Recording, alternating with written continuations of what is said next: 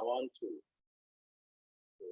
So as I was saying, we're able to differentiate between the conceptual framework and the theoretical framework, where I said that in the social sciences and other disciplines, most people prefer conceptual framework to be in diagrams. So that's why normally you see them in diagrams. It doesn't mean that all conceptual framework should be in diagrams. No, it's not the case. And as I remember saying, in economics, people can even use model, they can use equation. And in the arts, people can use just a statement to be a conceptual framework. It's just something that to guide you and to tell you what exists, the linkage, what concepts influence or what variable influence the other.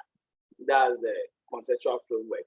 So through that, we also came to the empirical review. When you talk about empirical review, all what we are saying is that there are some research or there are some similar studies that has been conducted by other researchers or other institutions or what have you concerning the topic or the key variables that you are studying. So yesterday we were looking at the household income and the waste management practices. So for instance, I remember Juma did something on waste separation in Cape Coast Metropolis. So it's concerned about waste, how waste is being managed at the household level, whether they separate it or not, whether they separate the organic from the inorganic and what have you, the plastic and other things. So this research is concerned with the waste management practices at the household level. So in your work, you may try to review such literature because it has something to do with your objective or your key variables. So this one becomes an empirical studies or empirical review. So that is that. So from there, we look at how literature review can be presented either in the chronological manner or thematic way or combination of both things. Then from there, we made mention of research methods. So tonight, without wasting my time, this is the focus of today's program. We are going to look at the research method. People call it research methodology.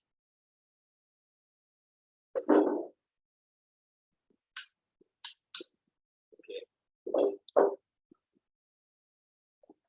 Please, anything, any question on yesterday's, any matters arising from yesterday's lesson or anything you want to ask before we proceed to what we have for the day? That's the research method. It's a serious thing. It entails a lot. So we need to try our best and see how possible best what we can cover. So please, is there any question, any contribution, or any issues arising concerning what we did yesterday from introduction, proposal to methodology? Is there any question?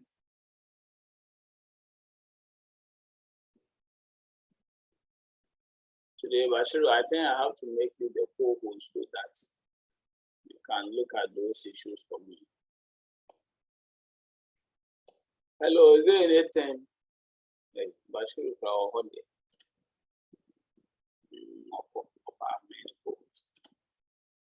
no question.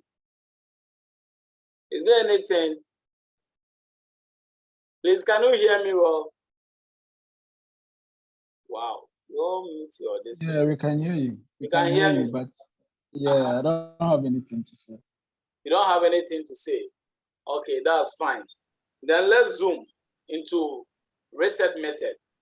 Research method, and as I differentiate between the research methodology, people call it methodology. The methodology is the science, is the brain behind the research that we are talking about. So the methodology is just the brain behind how you are going to do the research. When you talk about the research method, it's basically about how are you going to do the work. So yesterday we look at the introduction, the background of the research that you are doing. The background of the research that you are doing. That's what we look at it yesterday. Then we also look at the problem. What is it at all that you want to study about? What is it at all that you want to research? So that is what we did yesterday. Then we move into the literature review. What is there? What has people find? What has been done about the area? It's through the literature review that you get to know all these things. Then from there, we are looking at how are you going to conduct your study? How are you going to conduct the study? The research method is very key. So when you talk about the research method, we are looking at the tools, we are looking at the techniques that you are going to employ in carrying out your research. But when you talk about the research methodology, we are just looking at the science behind the tool that you are going to use. So that's the difference. And mind you, for instance, in Ghana, when any institution, any NGO or whatsoever pressure group, when they come out with any findings, any research, the first thing people attack is your methodology. So people will ask, how do you do the research? Or research with the papa, or research with the hello, oh, it's bias, it's this, it's that. So the first thing people attack is how did you do it? And if you are not able to explain vividly about how you carry out the research, it's going to affect your findings. And once that there is that flaw, that there was a problem with your research methodology, then it means that it will run through, because that error is going to affect your findings. Therefore, the key thing that people look at is your methodology. So if you have seen now the EIU report that is in, when it's first came, people ask, hey, how did they even conduct the study? How many people were involved? Where did you did it? What data did you gather? What was the, you see, people will ask questions. So the same thing applies to our thesis, our research that you'll be writing. As soon as it comes out, or as soon as you want to defend it, people will then ask, how did you do the research? That is the key thing. For the problem, we know that the problem exists. You have told us the problem that, oh, it's because of this and that, and these are the objectives, whatever, fine. By how did you conduct the study? So in academia and in the world of life, now because of the invention of the research, you don't just wake up and say, I'm just conducting a research and you are just doing anything. That is why research is scientifically. It means that it follows a systematic order. It follows some process, some approaches, some strategies before you arrive at the truth or your solutions to your problem.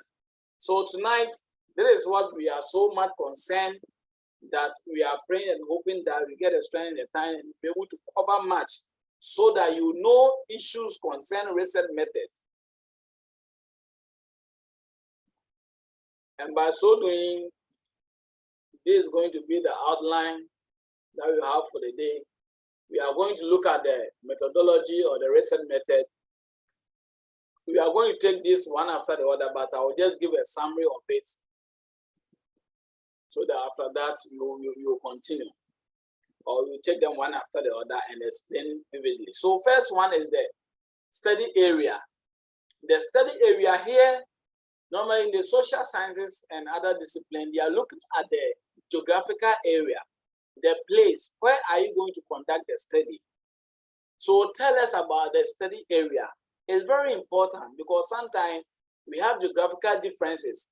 You might have read a certain article, or you read literature and found out that maybe, oh, the household income and the waste management practices that we are talking about is this, is that, but maybe the issues pertaining to a certain region might be quite different from your region, or might be quite different from your country. So it is also important for you to let us know where you are conducting the study, so that people will appreciate all these differences and geographical, inconsistencies and differences that we have. Then, so if you are conducting in an organization, let's know about the organization. Even if it is banks, it is SME, let us know, because they might have different characteristics that might have, influenced the research for you to come out with a different findings, so that nobody will hold you responsible. Then from there, you look at the research design. The research design, basically, we have the experimental Then the quasi-experimental and the non-experimental. We will take our time to take you through all these things one after the other. Then you look at the philosophy. Here is very important. The philosophy behind what you are doing, the thinking, the body of knowledge that is approving the pathway that you are choosing for your research is very key. Then you look at that. Then with the research method, you look at quantitative.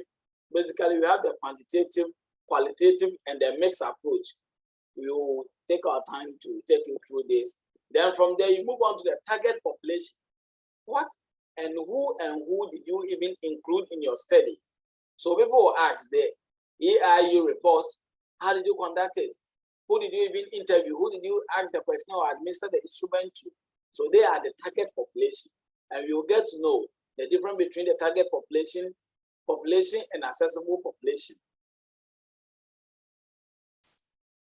Then you look at sampling procedure.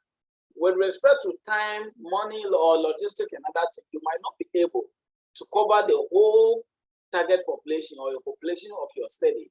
However, you want to pick some handful so that the finding that you get or the result that you get will be used to generalize for the whole. There is an approach you need to adapt, or there is a way you need to go. You can't just sit anyhow, anywhere, and pick anything. So we take you through that. Then the sources of data. The data that you are going to gather to analyze in order for you to find solutions or answers to your research questions, you have to get to know where and how will you get certain data.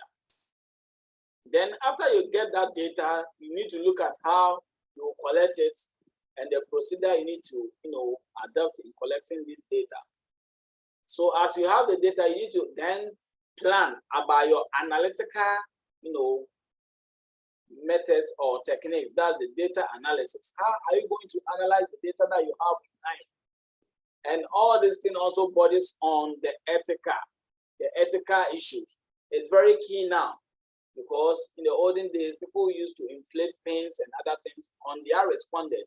And this is what today researchers want to avoid. So during the COVID period, where people were coming out with vaccines and other things, there were so many experiments that were going on, and they didn't want to, inflict pains or any virus on anybody. So there were serious forms and other things that were given to people or participants willing to fill and go through a whole lot of things before they will recruit them for such experiments. So without wasting my time, we will take you through these items one after the other, and you'll see how possible best you'll be able to exhaust them. So when you talk about the research design, what is it all about? I hope we have all heard about Ceramic Tacos, 1998. He said that the research design that we are talking about is a logical sequence in which the study is conducted. So a sequence, meaning it starts from somewhere, it flows from somewhere to somewhere. So you don't just wake up, say, I'm just picking a design or taking anything about research, but you should know. You should know that the design that you are picking is a logical sequence. So it follows kind of logic, kind of reasoning. So you are not just picking anything. Then there is another one called Yin 2013, 2003. He refers the research design as a structure of inquiry. And he has also brought the logical matter here, so that it is logical matter rather than a logistical one. So it's not just about the tool that you are using. Just go and pick this tool, pick that, you mess up. No, it's about the logic, it's about the science, it's about the reasoning, it's about the sequence. Then other people will say that it is the blueprint. In fact, that is the keyword that most researchers and most books use. So that is the blueprint that guides the study. So when I say something is a blueprint, it's something that is, it's a template that is predefined there. If you are picking this is how you have to go by it. If you are going this approach, this is how you have to go by it. It's there. You don't just, do anything of your own. So he said that before a builder or an architect can develop a work plan or other materials, they must first establish the type of building required. It uses the needs of the occupants. So when you go to any architect for him or her to draw your work plan for you, the person will first ask, what kind of building do you want? What type of structure or building do you want to put up? Then, oh, I want a single story building. Oh, I want a 2-story building. Oh, I want a boys' quarters. I want this, I want that. So based on it, then the person will ask you, how many rooms do you want to have? How do you want to? Then you explain. Then the person will be able to build. So the person will gather information from you and then build it. So here, the research design becomes the architectural design guiding you. That so when you have it, then you give that design to any mason or any contractor for the person to build it. So the person will look at the design that you have, the architectural drawing, the work plan, and follow suit. And at the end of the day, that's where in the architectural firm, you have the floor, we have the roofing, you have the everything is in it. So the person will follow it, and at the end of the day, the person will be able to build your house that you have already specified to him or her. Say in similarly, in social science, the issue of sampling, method of data analysis, and other things are all considered with this design.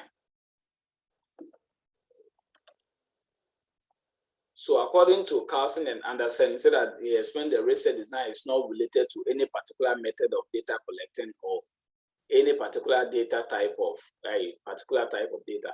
I disagree with this, because when we are saying something is a blueprint, something is a logic and a sequence. As we move to the designs and the approach and we explain it well, you will get to know the reason why I disagree with these authors. Because the kind of design that you pick actually will even influence the research method or approach to adapt. And it may also influence the type of data to collect. As you move on, you will get to know it proper. So that any research design can, in principle, use any type of data collection method and can use either quantitative or qualitative. Fine. Any research design can use it, but the issue is that you have to know, because there are some research design is like mapping. Once you pick this, it means that it must flow with this or that. So as we take the research design that we have, experimental, the quasi-experimental or the quasar-experimental, then the non-experimental, you get to know all these things for yourself. And this is the brain behind the research. So when you mix things up here, the supervisor or anyone reading your work will get to know that you don't know what you are doing, because you can't mix, it's like cooking. You are cooking, maybe is it rice, or you are cooking this soup, palm soup. Then all of a sudden you brought in some cabbage and other thing from different place to mix up the soup. No, you will get it wrong. Any person coming to drink will know that, coming to eat that food will know that, oh, this person didn't know how to prepare it well. The same thing applies to the research methods. There is a problem that you want to solve. Any problems also specify or give direction to the kind of design or a way that it should be solved. And this is what we are on it. So let's get to know the types of the research design that we have. As we have already mentioned, you have the experimental. This one is used basically for the scientists, those in the lab, they want to experiment. Then the quasar experimental is normally used by the education and the other social sciences, and can be used by everybody because it doesn't follow certain straight rules as it occurs in the experimental designs. Then you have the non-experimental. This one is all free. This one is nothing. For the quasar, there is a little bit of experiment, but for the non-experiment, you have nothing worrying about your controls and your experiment and what have you. And set designs, we have the longitudinal studies, we have the cross-sectional, then we have the descriptive, then it will come down to exploratory, explanatory, case study, historical study, exploratory, then the action research. So we will take all these things one after the other, then you see how possible best you understand the issues. So we are taking the experimental design. So when you even hear the word experiment, the first thing comes to your mind is our lab. It's about the science. They are doing experiments. They want to, search to know what is happening. But we, the social scientists, we are not interested in that, but still, you get to know what you want to do. That one is there. So it said that the experimental design, this kind of design includes an experimental or treatment group and a control group. So there are two things. When you are talking about anything relating to experiments, what you want to know is that there is basically two groups. It may be 3 or 4, but basically we are talking about 2 groups. One is called control group. That group is control. There is a kind of treatment, or that group is preserved. That one you don't touch it. That is the control group. Then another group is called the treatment group. That is the group that if you have any intervention, for instance, when the COVID came and they were doing those, they wanted to find out those vaccines and other things, they will do that research. They will group the people into 2. Then they will give these people. That's why they were able to come out that, there's amodiaquine. This one can kill it. Chloroquine can kill those by virus, or it can help reduce it, because they will put certain people excuse me, they put certain people that were infected with the virus in a particular center. Then they apply the chloroquine. So they will apply the chloroquine as treatment to those people. Then they will keep the same people, or the same group of people in a different place. And as for them, they will not give that treatment to them, and they will give themselves. That there's time dimension to it. So within that period of time, and they will come back to check. So normally when you're talking about the experimental design, you're looking at the pre-test.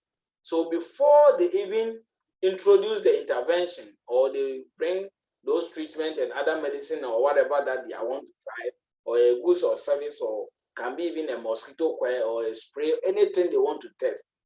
Before they'll bring it, they have to measure, their health and other things, the key variables that they want. They will measure it. That's before test. It is called pre-test. So after measuring that one, then they will then introduce whatever they want to introduce. So if it is about intervention, it is about medicine, it's about any social intervention, they will introduce it to the treatment group. So after introducing it to the treatment group, then there's something we call post-test. Then they will then also measure the key variables again at the lab. Then after this, then they will compare before and after. So pre-test, post-test, what happens? Are there differences with respect to the treatment group?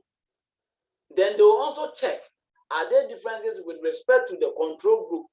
The group that they were not, they didn't receive any treatment, or they didn't receive any intervention. How did they also react? Is there any difference between them?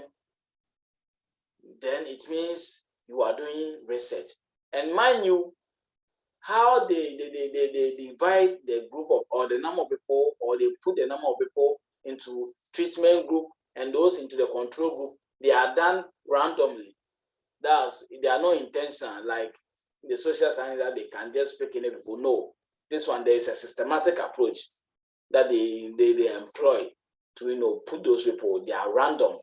So they just have to get their sample size, know that, we have 40 people and we want to use 20 people to the treatment group, 20 people to the control group.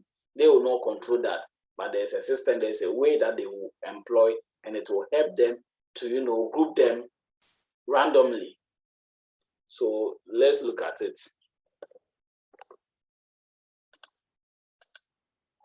So we said that the experimental randomly assigned individuals, as I was saying, to separate conditions. So this one is randomly done. You have no idea about it, or you have no hands or much control over it.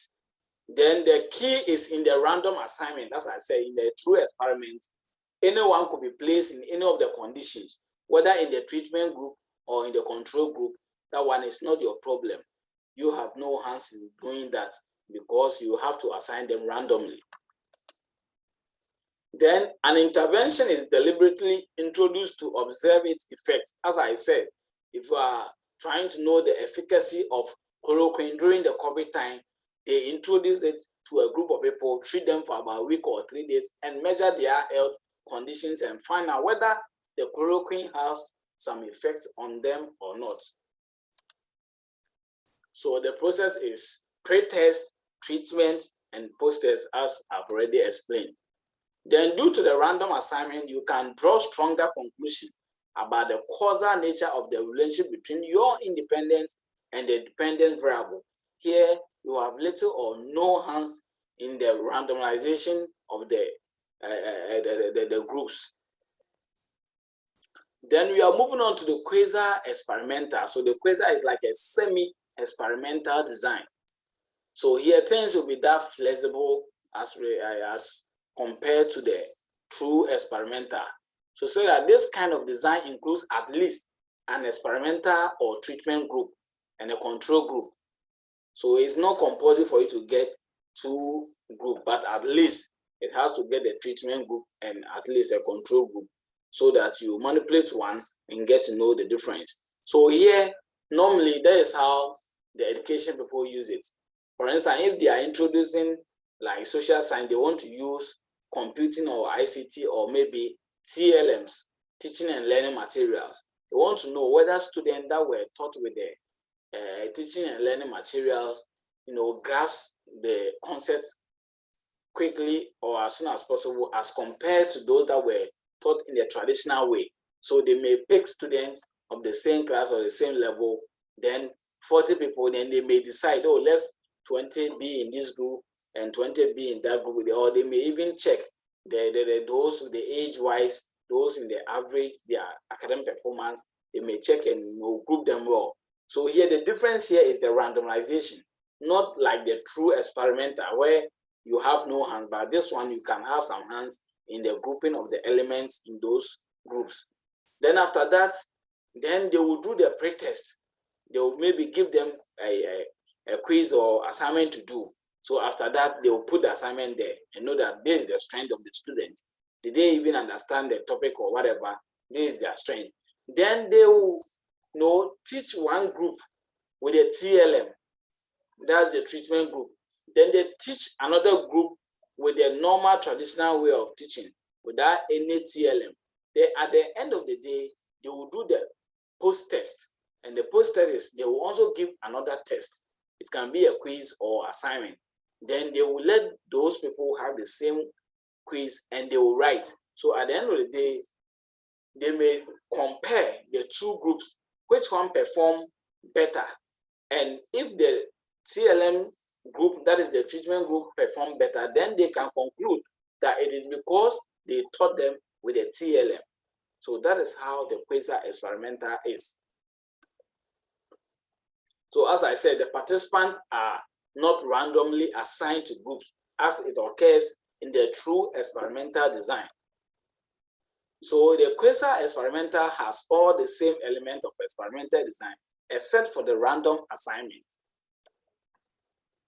In Quasar experiment, the independent variable is something that already exists in the population. So like the age, the gender, eye color, and other academic quotient, they already exist in the population. In this design, we can never be sure that the Quasar independent variable is causing the change in the dependent variable, or if another third factor can explain the differences if it exists. So here what we are saying is that because other factors are not controlled, it becomes very difficult for you to, vividly or put your hands on your chest to say that, oh, this TLM really causes it, because there may be other independent factors like age, like gender, like the eye color, like the academic quotient, like even the absenteeism or the truancy. It may all affect. And even the one teaching, the teacher characteristics, the level of the teacher, the experience of the teacher, these are all other factors, and there are even environmental factors that might have also contribute or affect their performance. So we are then moving to the non-experimental designs. So the non-experimental designs, so this is the design in which the researcher is a passive agent or who observes, measures, and describes a phenomenon as it occurs. So characteristics of the non-experimental design, this one, no manipulation, no causality establishment. A question or a hypothesis is processed or is proposed, and you gather data to test whether this hypothesis is true or untrue. A variable may be 2 or 3 at different level. That's it. So basically, the non-experimental one, that one, there is no pure manipulation, there is no assigning of element to a control group or a treatment group as it occurs in the quasar and the true experimental. Here it's about you, the researcher, collecting data or observing them and measuring data or variables or the characteristics about the phenomena that you are understanding. So we take the various research designs under them. So we have the cross-sectional. So here when say something is cross-sectional, normally we in the basic school, so the cross-section of an animal, cross-section of this wood, means that when you bisect the thing and you open it, how it looks like, that's a cross-section. So here in research, what we are saying is that it's just a one shot. Cross-sectional studies are those in which data is gathered once during a period of days, weeks, or a month. So normally the data that we use questionnaire for, we go and gather data from the respondent once without going there to gather any other data. So that one is called cross-sectional. So you gather data at one point in time. Don't go there again to gather the same or similar data from the same respondent. No. So many cross-sectional data are exploratory or descriptive in purpose. So normally we will come to know more about the exploratory and the descriptive design that we have. So they are designed to look at how things are now without any sense of whether there is a history or trend at work. So normally just descriptive. Then we are looking at longitudinal research. So long, we have looked at the cross-sectional, and the cross-sectional is talking about one shot. It's talking about a snapshot. It's talking about just one point in time. So here, when you compare the cross-sectional with the longitudinal studies, and the longitudinal studies are those that are, researcher or the study collect data at multiple points in time. The cross-section was only at a point in time, but this one is multiple points in time. And we will look at those designs found under longitudinal studies. But the purpose of this is to identify the causal relationship. Okay. So it may be in the form of trend study. So in the businesses, in the economics and another thing, you will hear of trend analysis. Trend. So we have trend study. When you say something is trend, how certain things look at for a period of time. So here's that it looks at the population characteristics over time, as I said, organizational absenteeism rate during the course of a year. So you are checking absenteeism about your workers. So you gather data on those workers for a particular period of time. So it will be more than one point in time, as it's in the cross section. This one is multiple points in time. So it's trend. So it's moving, then it come down, go up 10. It's trend. Then there is something called cohort study. So that the cohort study, it traces the subpopulation over time.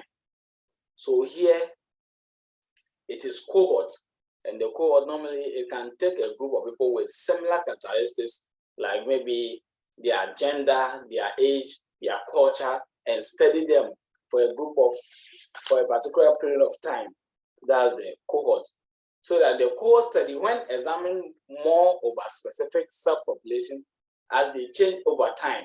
So as I say, you are studying them, the absenteeism rate for the sales department. So we are looking at the people at the sales department, how their absenteeism changes with respect to time. Maybe those in the summer or in the winter period, mostly because the winter is very cold, maybe they like being absent. They don't come to work on time, or they don't come to work at all. But during the summertime, because of the sun and because of the hot, maybe they don't want to stay in their various homes and they want to come to work. They want to study about their absenteeism rates for the sales department. So it's for a particular department. So they have a similar characteristic there. So that one is for the cohort studies. Then we look at the last one for this one is the panel study. So in the economics and the business, we still have the panel analysis or the panel design. So this one, it traces the same sample over time. So here what we are saying that it may be a group of people, it may be one person, but you are studying the person over a time. So graduate career tracks over the period of 1990 to 2000 for the same staffing cohort.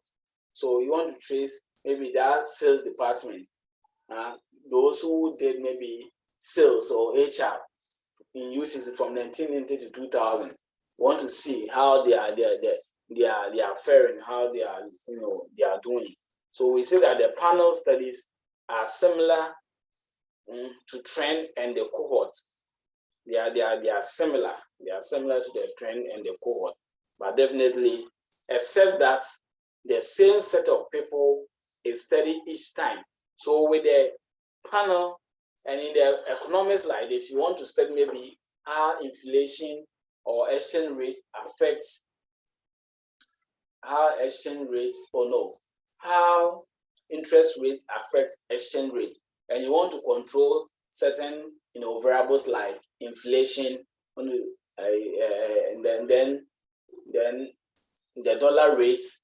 Then you want to check about the GDP or the unemployment rates. Want to use them as a control group. So this one, I want to know how they are the same variables. I want to study them over a time. And these things are measured monthly, quarterly, yearly. So you want to check how they change over time. So that one becomes the panel study. Then we are coming down to the normal, the one-shot design. So we have the descriptive. And as the name says, descriptive is meant to describe, just to give a snapshot, just to capture and present how the current situation or a phenomena is faring.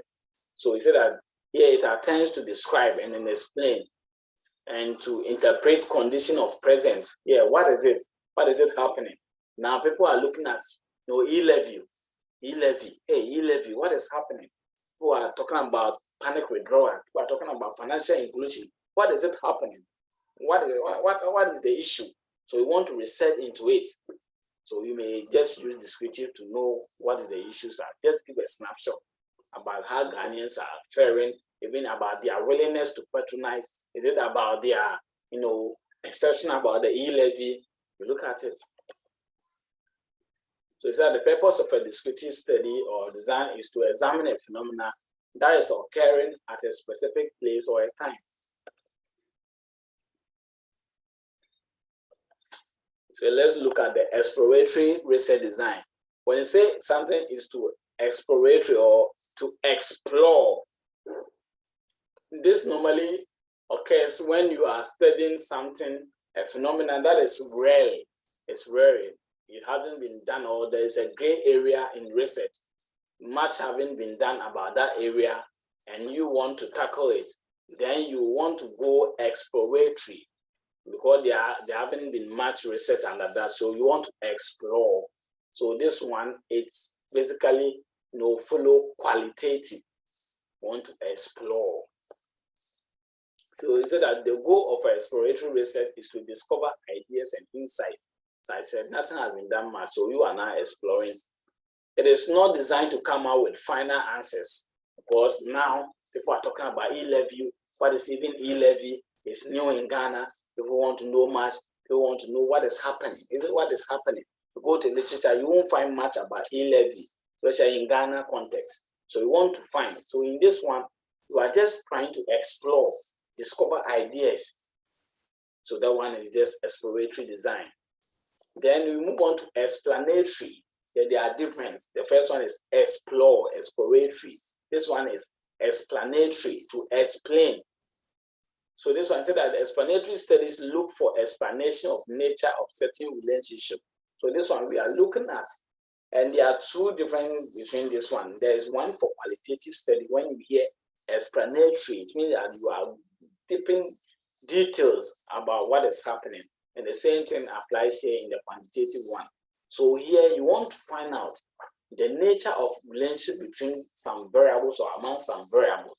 What really goes into it? So this is a step further of descriptive study. Here you describe the variables, fine, we know that this and that is what is happening. But what is the relationship between the household income and the waste management practices? You want to explain more to that. You get to know that maybe, oh, after the study, you want to delve more. Is it that when the people have low income, they have different waste management practices? Like, do they bury their waste? Do they even burn them? How do they manage their waste? And those with a high income status, how do they manage their waste? You want to know more. You want to know the relationship that exists between them. So that when you go with the explanatory design. So here I said that hypothesis testing provides an understanding of the relationship that exists between these variables. So normally, when we are going explanatory research, it means you want to test some hypothesis to know the differences or the strength or the nature of relationship that exists between some variables. We are moving on to case study research design. And the case study is a qualitative in nature, though it can be used for both quantity, but purposely is for qualitative. And when you are studying or you hear something about case study, it means that you are picking a particular phenomena, a particular something as a case, as a sample. Maybe you are in campus or you are on campus, want to study about how students behave towards even maybe increases in the price of shuttle. But students are many, they are abroad, you can't study all of them. Then you say, okay, let me pick social science students as a case. You see, pick them as a group to study them, how they behave in social science, how do they behave? How do they even react to changes in the price or increase in the price of shuttle? Then you take them as a case and you study them well. So that it's an in-depth investigation of an individual, family, group, or any social unit. It's an investigation, an in-depth. You want to study more about them. Because if there are plenty, you can't study all of them. But if you pick them individually, pick small family, pick small group, then they become harmful. So then you will study in-depth, study into details about them. So it investigates a current phenomena within its real life context, especially when the boundaries between the phenomena and its context are more clear. Case study emphasizes detailed contextual analysis of limited number of events or conditions and their relationship.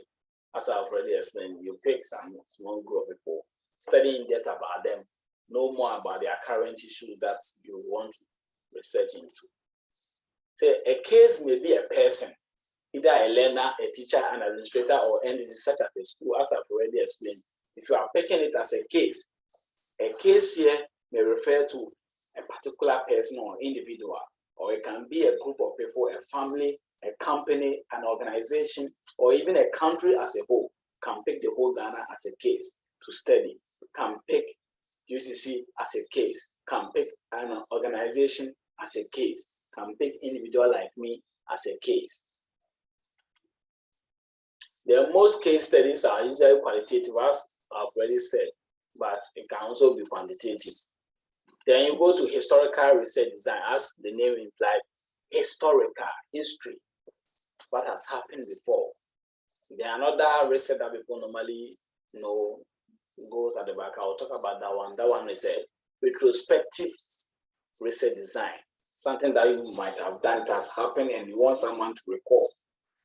That's what normally the presenters and those doing documentary, they normally use. They'll go to an old person, ask him what happened in 1980, what happens in the PNDC period, what happens to the CMS, CMC1, CMC2, the J.J. Rawlings period administration, what have you. It's all historic. It's all retrospective. You want the person to recall what has already happened for some years back. But when you talk about the historical research here, it answers questions or hypotheses regarding trend, causes, effect related to the past events that may shed light on present behavior. As I said, what has happened to the past. They want to know the government or the system of government ideology before the constitution came, for the democracy, because now we have celebrated the 30 years of democracy or the constitution. So want to know before that period what was happening, how were people even ruled, and other things you want to find out. You may go with the historical research. Then data for such research are found in written materials, whether books, periodicals, journals, reports, newspaper, letters, meetings, minutes, photos, films, tapes, and being audios and what have you. Here you can even watch TV programs and you then take information from it for your study. We are moving on to data and sources. Data and sources, but before we move on to data and sources, I think the research design, there are other still common ones that we need to add it up. I think I made mention of action research, but I didn't talk about it here. So I will take you through action research. It will take you through ethnographic study, then what again? Correlational research design. So when you talk about the correlational research design, that one is also looking at the strength of the relationship, the nature of the relationship that is between variables. Let's say the price and quantity demanded. What is the relationship that is between them? Because we know that as price increases, quantity demanded will be reduced. As quantity demanded, increases, price will also reduce. So it's a vice versa. We want to know certain relationship. We want to know whether smoking has something to do with heart diseases. Mind you, this one is not looking at the causal relationship, but it's looking at the strength of the relationship. What is the nature of the relationship between smoking? So we are not saying that smoking causes heart diseases, but I want to say that, as you smoke for a long period of time, the propensity, the likelihood of you getting, the heart disease is high. That's what we want to find out. So that has to do with the correlational design. And normally we have to use the Pearson correlation, Pearson-R correlation to analyze said data. Then we talk about the action research. Action, as the name tells it all, is action. It's not just about describing what the problem is or what the phenomena is, or just telling us about the relationship. But here, we want to, at the end of the day, come out with the pragmatic measures. How the problem that you have identified, how should it be solved? So these are research that find practical solutions to problems than just to, write about this and give us some recommendation and go your way. No, this one, you are going to come out with a design, an approach, a strategy that should help us to find solutions to the problem you are researching into. To decide that this type of research design is meant to apply fact finding to practical problem solving in the society with the intention of improving the quality of living or quality of action within it. It requires the idea and the skills of experts and practitioners, in carrying out this research study. So we don't just go by it.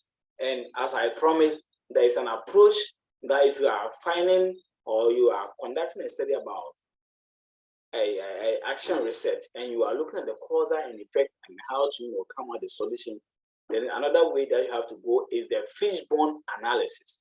So that one is used to gather data and analyze it to find solution to action research. So you get to learn more about fishbone analysis, or you can Google and read something small about fishbone analysis. And I'll have another video that will talk about fishbone analysis.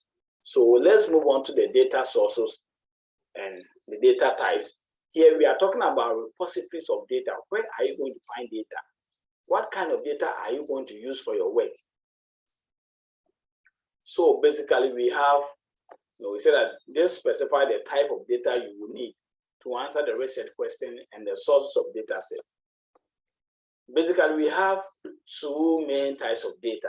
We have the primary data and the secondary data. But now, other people have added tertiary data and what have you.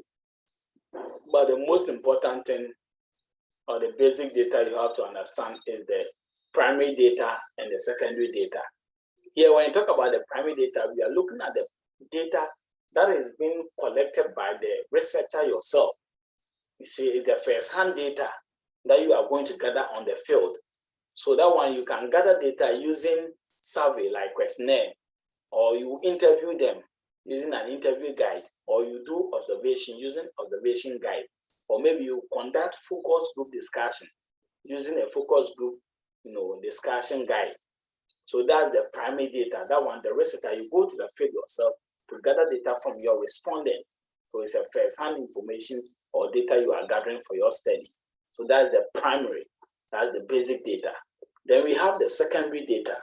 Normally, the secondary data are the, let's say, second-hand goods. Someone has used it, and you are also going to buy to use it, or you are going to, someone has given it to you free, and you are using it.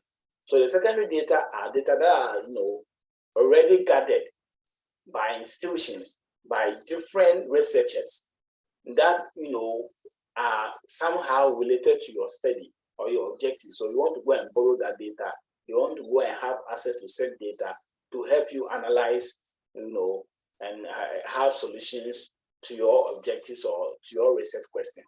So for instance, you have secondary data like government releases, government publication like the quarterly price index release. So quarterly they release information about inflation, food prices, and what have you. So that one, if you are conducting any study concerning that has to do with unemployment, inflation, and that, you have to go for that data. Then we have also stock exchange data. If you are conducting any study about panel data, you want to know maybe how dividend payouts, you want to know how maybe dividend policy influence performance of bank, or those things, anything that has to do with stock exchange market. There's a site on Bank of Ghana. You need to go there to gather those data for your research. And another one is the census that we did. So the government has gathered data about communities, about districts, about the whole region, about the whole country, about demographic characteristics like the work they do, their age, their sex, their whatever. If you want to conduct a study and you need that information, you go to them. Some data you have to pay for it. The secondary data sometimes is also free, but it has to do with ethical issues. How you use the data is being guided by them, and you need to follow that process and that principle so that you have access to that data. So basically, this is what we have for data. Then we are moving on to population, your study population. So here, when you talk about population, you need to describe your respondent, people that you are going to gather them, you are going to gather data from them. They are your population. So normally, it doesn't matter. People hear the population, they think the population of the organization, the population of the area, the population of the district, or other thing. Meanwhile, it's not all the people that you are going to, gather data from them in the district. So first, you have to look at your population. That's your respondent. I'm doing something about household income and their waste management practices in maybe Cape Coast metropolis. So who are your target population? So here, your population are households. And the household, who am I even targeting at the household? Maybe I should target the household head. So the household head, there is a data. When you go there, there's a data on household heads, the number of household heads in that district or in that metropolis. Then you find out. Are you getting? Then you find out that household number. So if you get that total number of that household, that one becomes your respondent or your target population. So here it said that the target population for a study is defined as a group of persons, object or institution that define the objects of the investigation. Here, all what we are meaning is that they are the people that we are researching about them. They are the people we are going to gather data from them. So they are our target population. Then there is a difference between target population and accessible population. So let's say you have targeted household heads, but when you get to the grounds, the very person that you interview, those that they are willing, those that they are available for you to interview or to gather data from, they are the accessible population.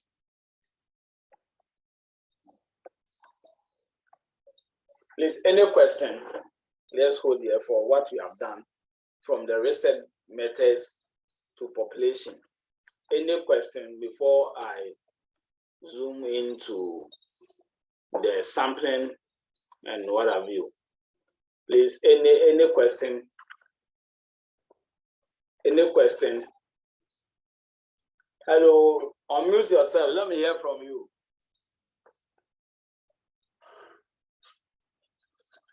Hello, let me hear from you. Any question?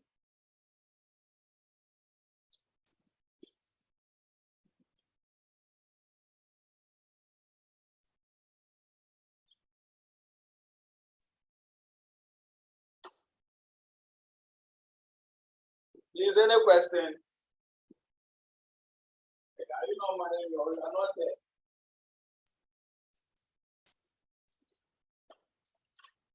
Please, let's ask. We are here. Ask any question. If you are there, ask any question. Or let me hear from you. What have you learned so far? As I have made a point. Maybe just one can make them a point now. The main, sampling technique and those in the answer. You can finish it so sharp. So, ladies and gentlemen, let me hear from you. Any questions so far? What do you want to add?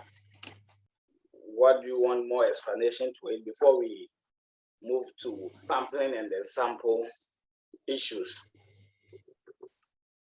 Yes. Let me hear from you. Hey, one kasalai. Na bibia you okay?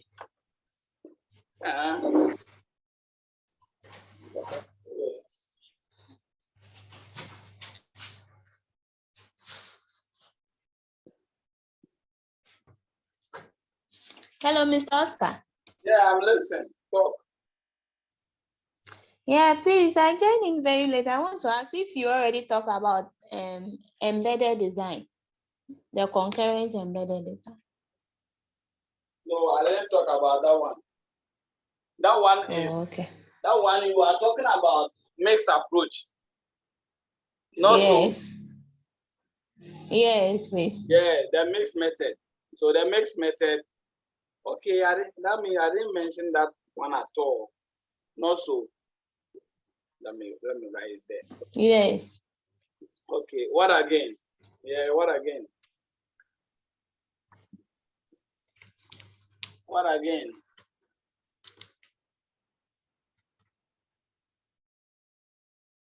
Okay. Okay.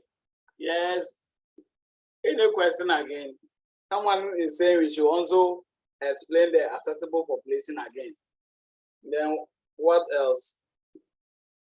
Let me hear from you so that when I take it from there, then we are moving.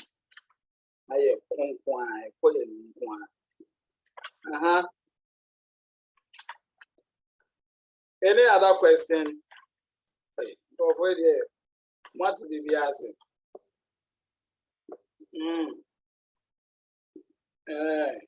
Oh, wow. Wow. Okay. Let me explain the accessible population and the what do you call it? The target population. So from there, then we look at the mixed method. I will quickly take you through the mixed method. Then we zoom back to the sample and the sampling techniques that we have. All what we are saying is that the population we are looking at. When you talk about population, it's not like we just want to know the number, total number of people in their community. That is not the case. That's the first thing you have to know. When you're talking about the population, we are not interested in the total number, but we are interested in the total number of the people you are going to gather data from them. So if you are doing study about cervical cancer in a community, when you get to the community, males are not your target population. So you can't go and list the total number of the communities to us or the total number of people in the community. That's wrong. because that one will include children, it will include aged, it will include females and the males.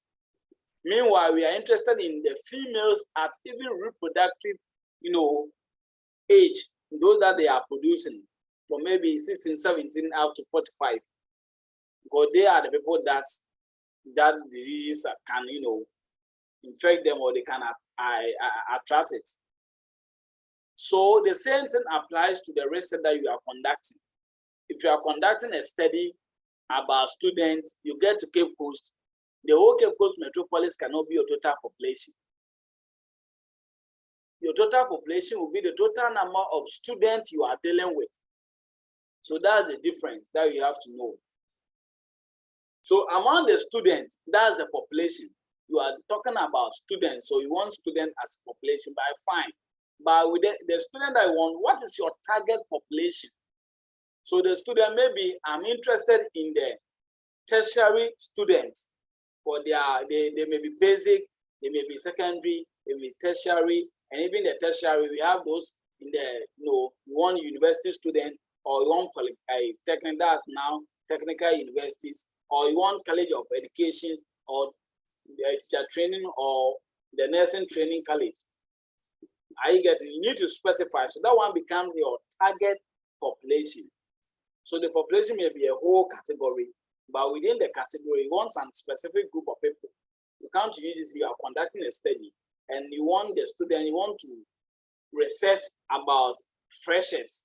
So you can't just come and pick the whole total number of UC students as your population for your study. No, because you are taking a particular student, you need to look out for freshers. You go to the DPU, you find out the total number of freshers.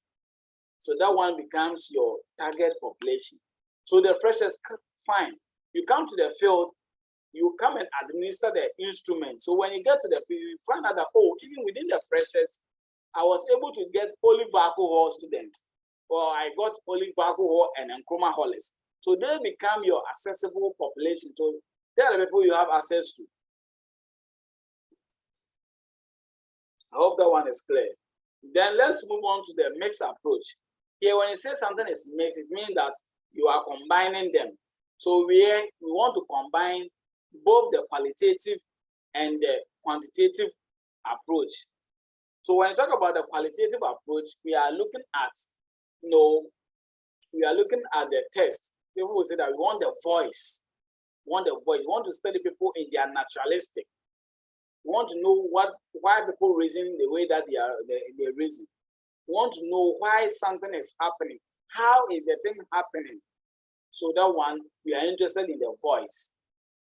So that one, you go qualitative. But those who are interested in the numbers, they want to measure, they want to test hypothesis. So that one, you go with the quantitative. However, some people, the nature of their study demands that they should blend both the qualitative and the quantitative together. So that one, you are going with a mixed approach.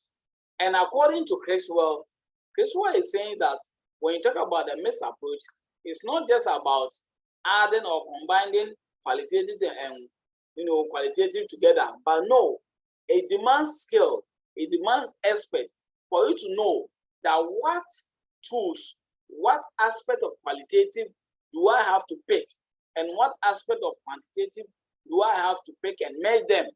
So it's not just that you are just merging anything from quality and quantity and you are doing mix. No, but it takes the skills, it takes the expertise for you to know that, this study that I'm doing, I think I may need 1 or 2, 3 items from qualitative.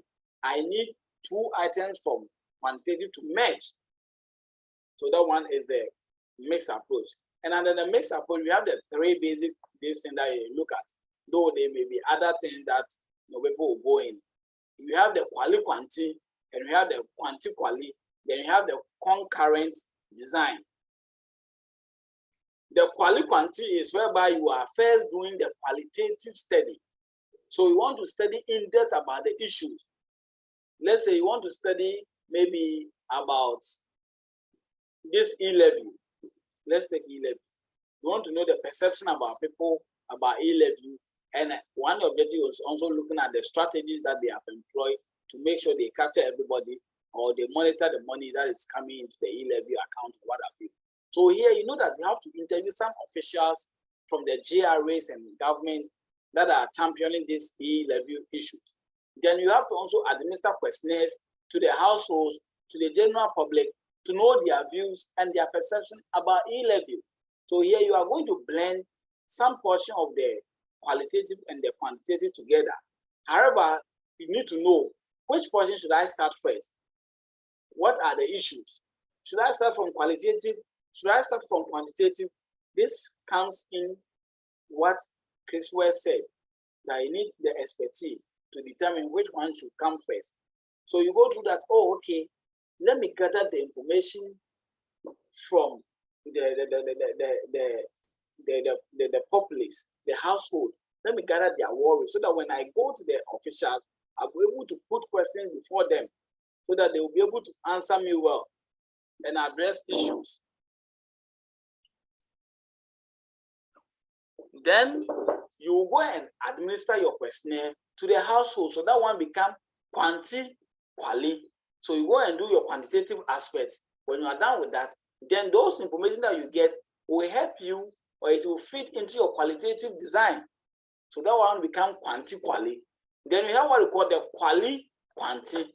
So that one, if you think that maybe going to the officials is key, you have to go to the officials, let us know, gather the information that you need to gather from them.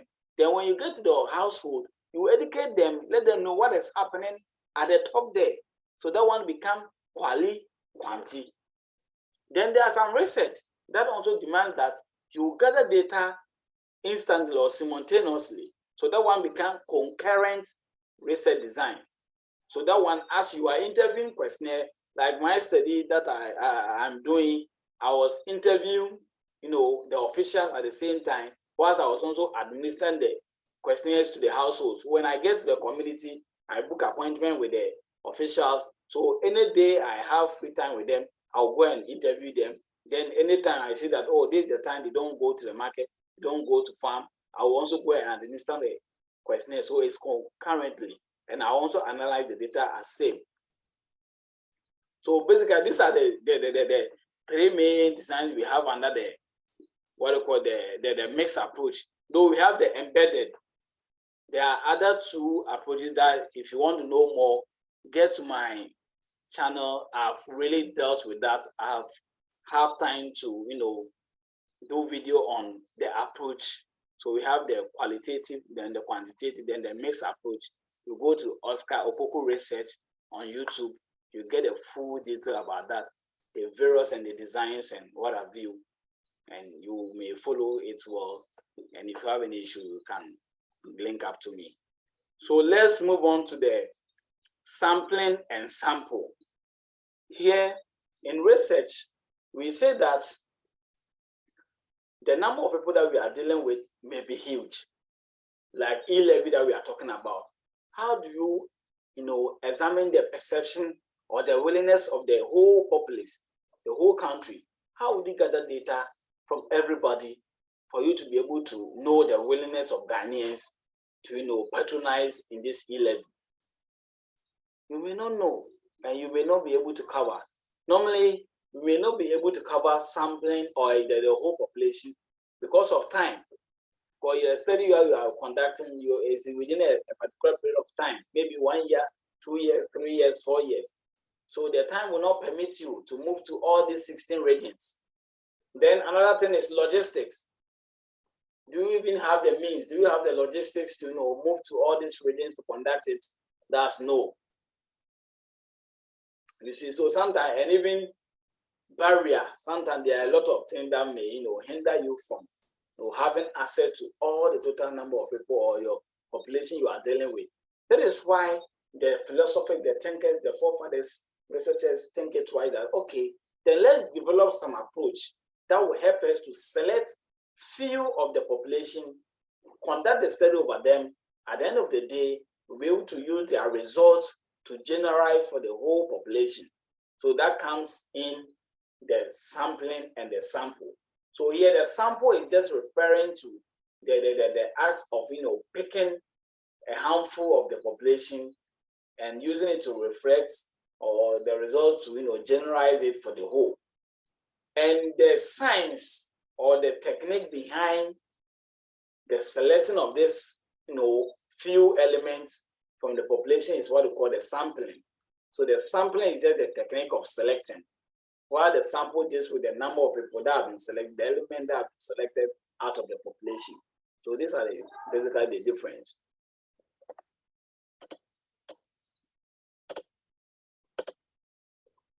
So said that the question about the right sample size in quantitative research is one of the concerns, not only the beginner, but also any social investigator. As I said, it's very concerned because even the number of people, how you select them, and the number of people you select will also influence your outcome and the error margins and other things in your study. So it's very key.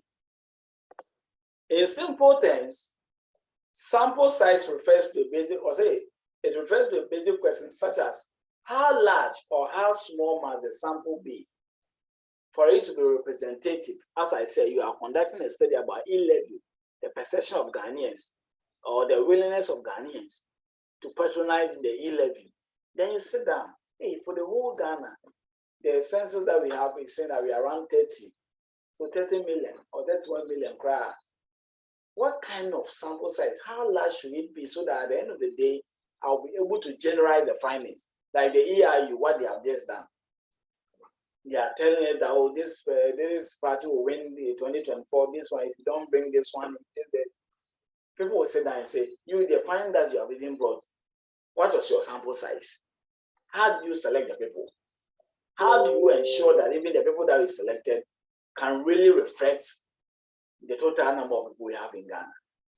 So this is the issue why quantitatively, you need to follow certain systematic approach in selecting your sample so that at the end of the day, it will be a true reflection of the whole population.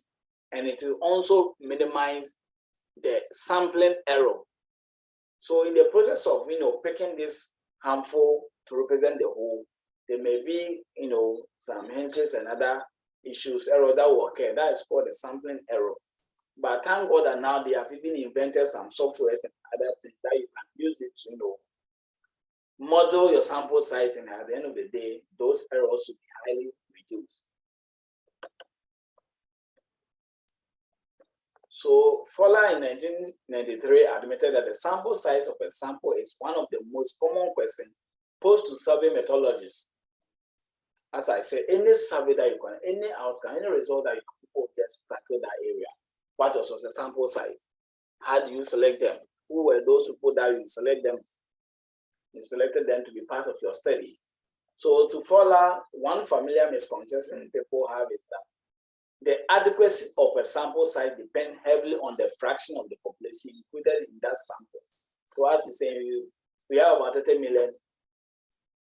So what is the fraction of that 30 million that you can? Some people can have 600 people, 1,000 people, and they want to use that 1,000 people to represent the whole 10 million people. So what is the fraction of that 1,000 people to 30 million? So that is one argument that people are saying, and according to Fowler, it's a misconception.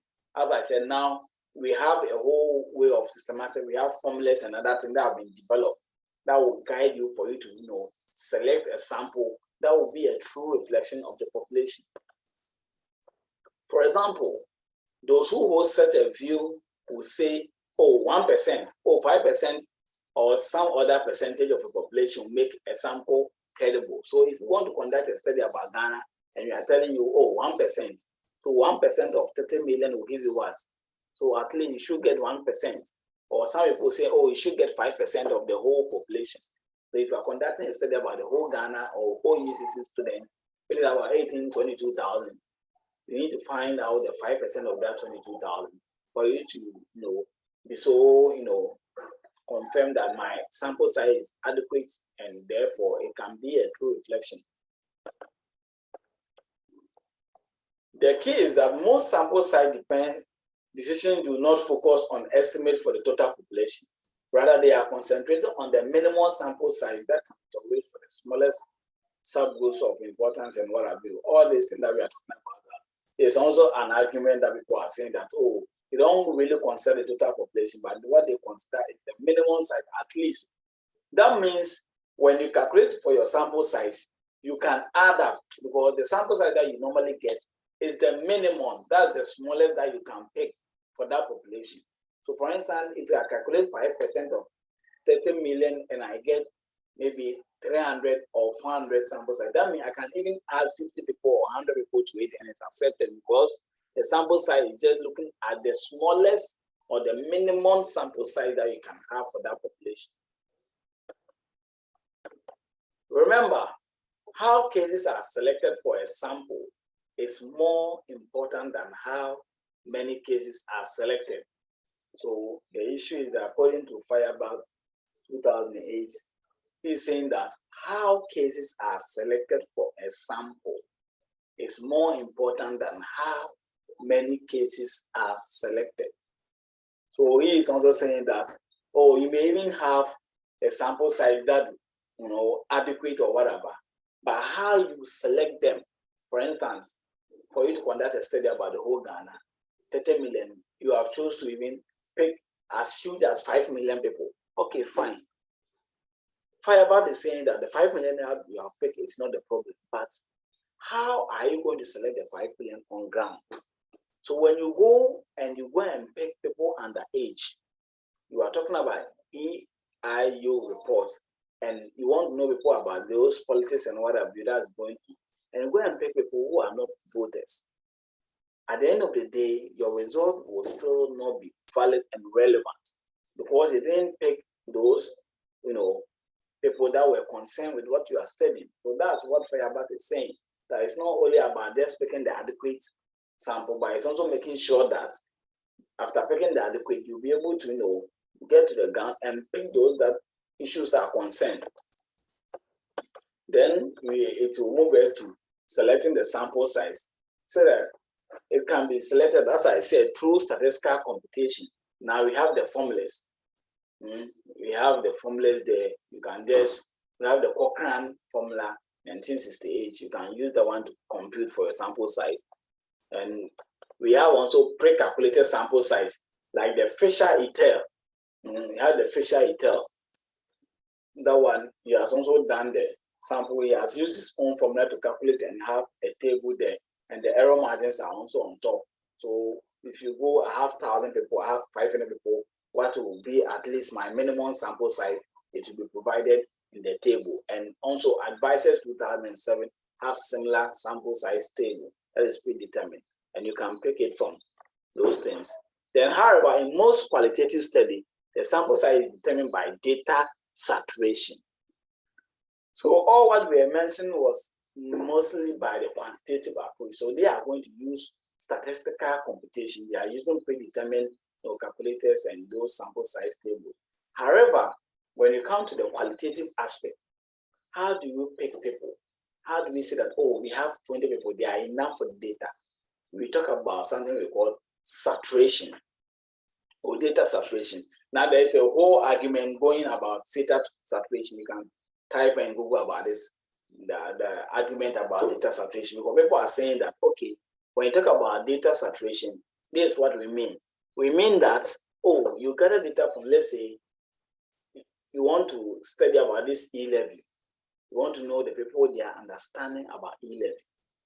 So that one, you go to, maybe you want to study about students, yes, or the parents or those at the house, they are finding it difficult. Then say, okay, let's see the student, at least business student. I'm going to make papa saying they understand economics and what have you. So let's pick a concerned business student, since they are concerned with these issues, and let's ask them what they understand about the economy and these E-level issues. So you say that, okay, you want to know in depth about it. So you interview them to know the issues in depth, details. Okay, fine. You interview 5 people. Okay, you go to the 6th person, go to the 7th person, 8th person, 9th person. You realize that when you get to the 10th, 11th person, the data you gather will just confirm those that you have already gathered. Like the response they will be giving to you, maybe what is about E-level. You see that they will be giving you similar responses or the response that will give you might have already been given by the 5th or the 4th person you interview. So then you say, okay, let me interview the 12th person. You interview the 12th person, you say, oh, and somehow all the responses have already been gathered, or you have heard about it in the previous interview that you did with those interviewees. Then you see that the data you have reached saturation. So it means that where you have gotten to, any person that you interview, the person wouldn't add any other or additional information, but rather will confirm to what is already known or what you have already gathered. So that is called data saturation. And people are now still talking about this. So that how do you ensure that even after interviewing the 5th person, your data saturated? Because you may not know. People might interview even 5 people and they tell that they have reached data saturation. How did you know? So this is the argument that people are saying that no, there should still be some way of getting appreciable number or adequate number for you to know. And other people are also interested in gathering data from the when it comes to the qualitative, that one you are specific, you are purpose. You want some group of people that have in-depth knowledge about what you are studying. So this one you go to people like maybe the Ghana statistician, Professor Enim, to ask him about the economics, about the E-level. You go to the JR report, you interview the boss there, want to know about what goes into the levy and other things. So they will be able to give you much information. So other group of thinkers or maybe another school of thought is saying that it's not about the data saturation, but it's about being able to cover your participants and gather much information from them. That is the data saturation. So you can still go and read more about data saturation. But basically, when you talk about data saturation, it's whereby the information you've gathered is enough, and any other person you interview will repeat the same or give similar information that you've already gathered. So we have looked at this factor that influence selection. Have looked at the time, the resources, then the degree of accuracy, the methodology that you are using in the research design, whether it permits so. So these are statistical computation of the sampling error and other things, as I've already explained. This one formula, I think it was from, and mind you, the sample size formula that we have, they are very similar. Sometimes it's just about the degree of precision that they have changed, or maybe the denominator. So you see one basic formula, they have turned it outside down here and there, and other things maneuver their way. The same formula, they are just rounding around. So we have Cochrane formula, and this is how it is, and it has given the specification, or it has described how the formula is. So we have the required sample size. So this is the end. This is what we are calculating for, and this is the required sample size you want to calculate. So this is the Z is the confidential level. So the 95%, you get the 1.96. Then the estimated population. And here the estimated population is not all states that you may find, but some studies will provide. For instance, you are dealing with waste management. And in literature, you find that, 20% of people have, they don't have issue with waste management. It means that the 80% remaining have issues with waste management. So if you are dealing with waste management and you have targeted people, the estimated people will then become the 80%. If you are dealing with cervical cancer, then they tell that in the district, we have 20% of the female being likely to attract the cervical cancer. So here, your estimated population will be 20% of the people there, or the women doing at your target population. So that's how you find it. Then the margin of error, there is the 5% if you want to look at the 0.05. If you are looking at the 0.0001, then it's me you are testing at the 1%. You can also test at the 10%, depending on what you want to have for your sample size. So you substitute your figures in it and you calculate, and at the end of the day, you arrive at your sample size. So this one, you arrive at 323. So this is the sample size of the study. Then we have pre-calculated table that we said the Fisher Etel, the Advisor 2007, they have it there. So they have already calculated with their formula. So we have the Krejci and Morgan too. They also have the predetermined sample size. So that one, you go there like this. So the table is there. how did you get your sample size out of this? There are some of them is very complex that we have the even precision and the error margins at the top so that you know that at 5%, what area should I pick? But this one, this is the population and this is the sample size. So if you have 10 people, you can just pick 10 of them. If you have 15, you can pick 14. So that comes, if you have then 5 people, it means that at least you should have 76 people to represent them. So if you are dealing with a study that have 1,000 people, we are saying that the sample size should be around 278. So that order. They are using the pre-calculated formulas. That one too. You have to use it with a caution, because the values for calculating some of these variables are assumed. So we have to also cross-check for you to know that these are numbers, because it's not easy getting like maybe 20 people and you go to the gather data from 20 people, but you return and you find out that, oh, you have issue with your sample size. So you should have gathered maybe from 500 people. You see the waste that you've caused yourself and the expenses that you have to cover for you to go back to gather data and time that you spend. So we are moving on to sampling after knowing the adequate number of people or element that can help you to, or that can reflect or give true reflection of the population. We are looking at how are you going to pick those people from the field. You have calculated, now you have adequate sample. Now what you are saying, oh, population of 10,000 convince me, oh, I can cover maybe 5 million people. Okay, fine. So 5 million people, how are you going to select that 5 million people on the ground? So that is the sampling techniques. So here what we are saying, the census refers to a study of all elements of the population of interest. There are some studies that you may prefer to use all the sample or all the elements. So that one becomes a census.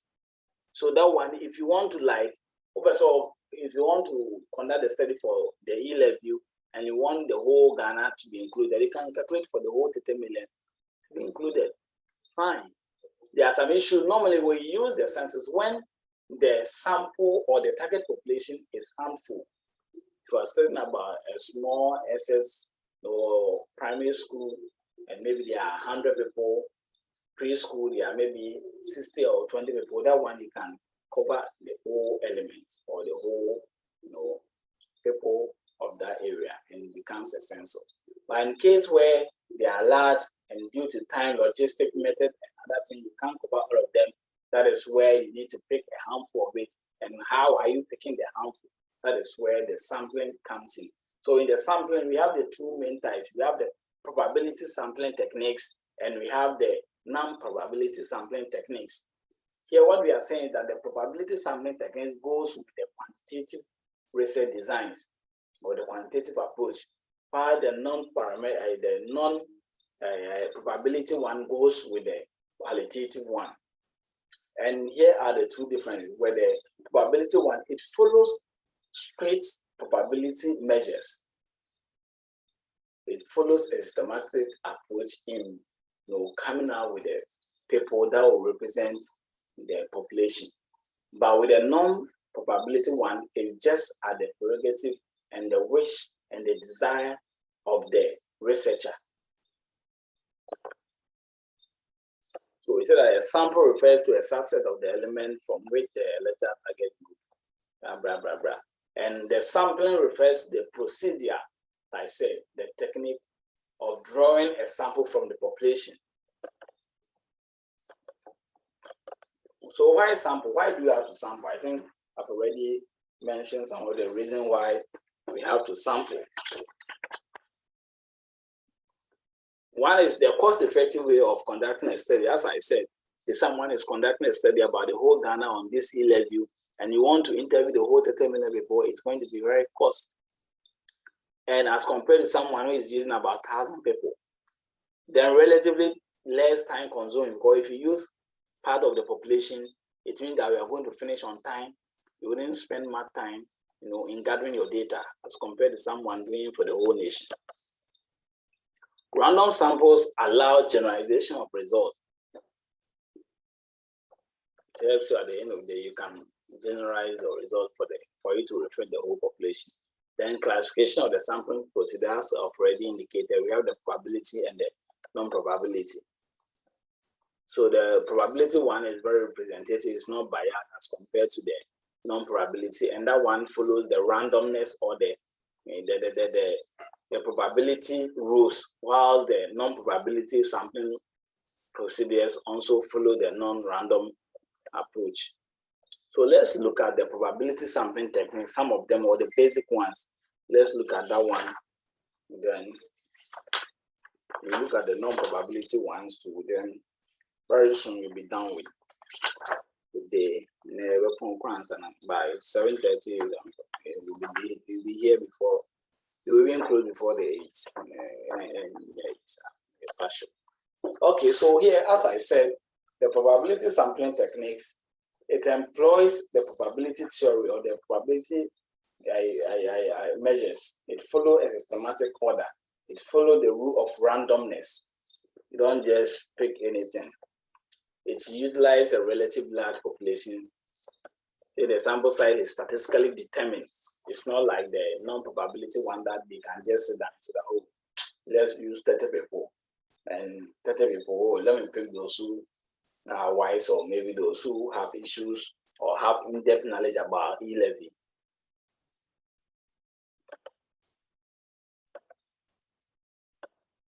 Then with the probability sampling technique, what you need to also know is that you have to get your target population, and you have to know the total population of the respondent you are dealing with.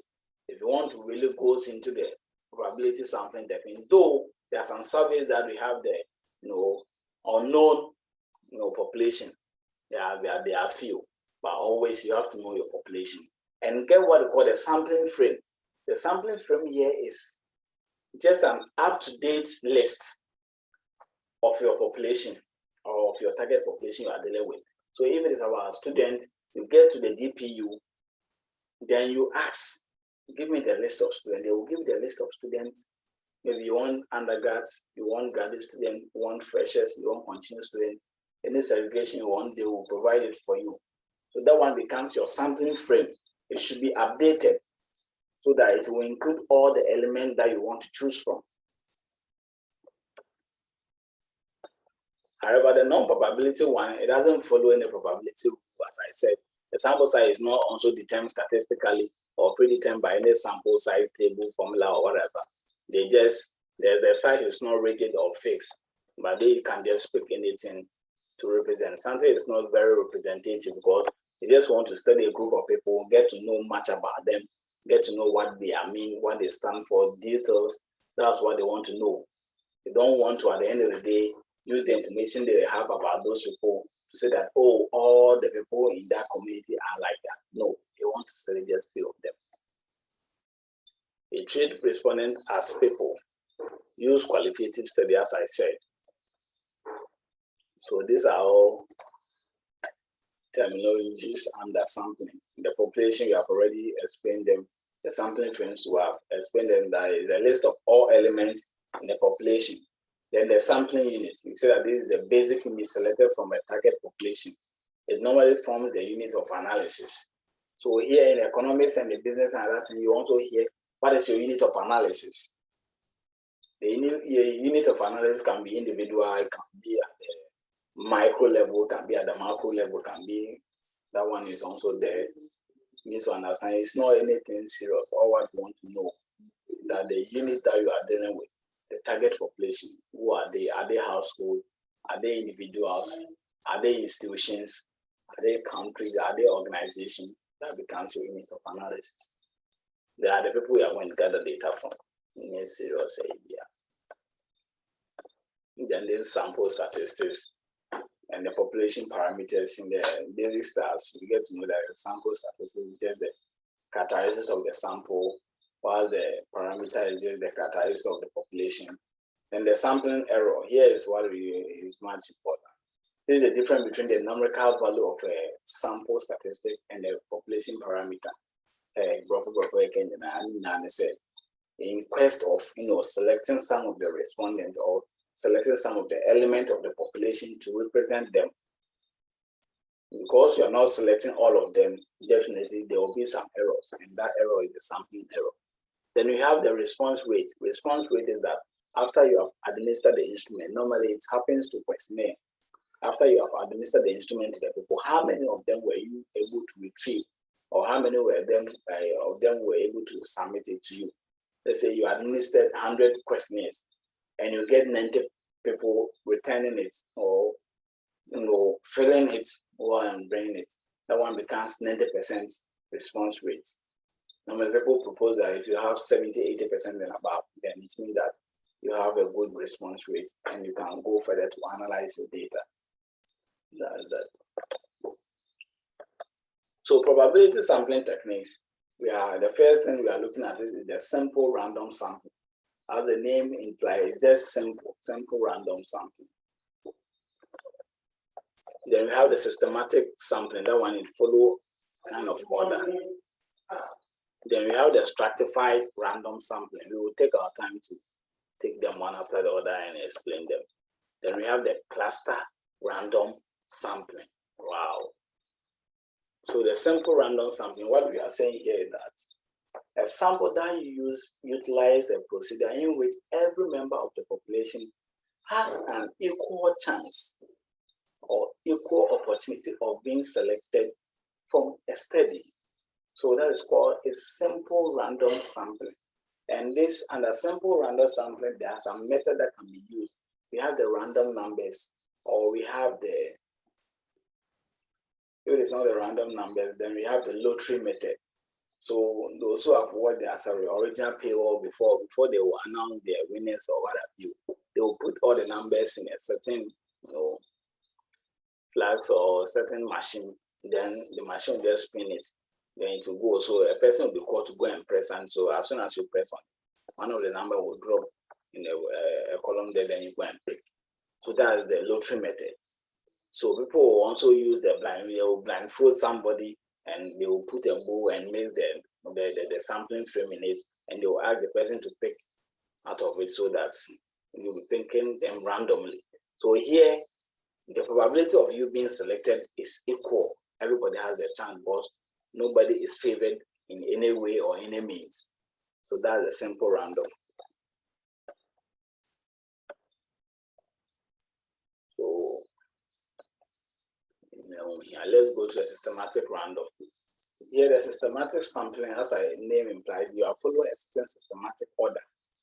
And here, he said that the sampling procedure utilizes a sample interval to select every K element in the sampling frame after starting from a random between 1 and K.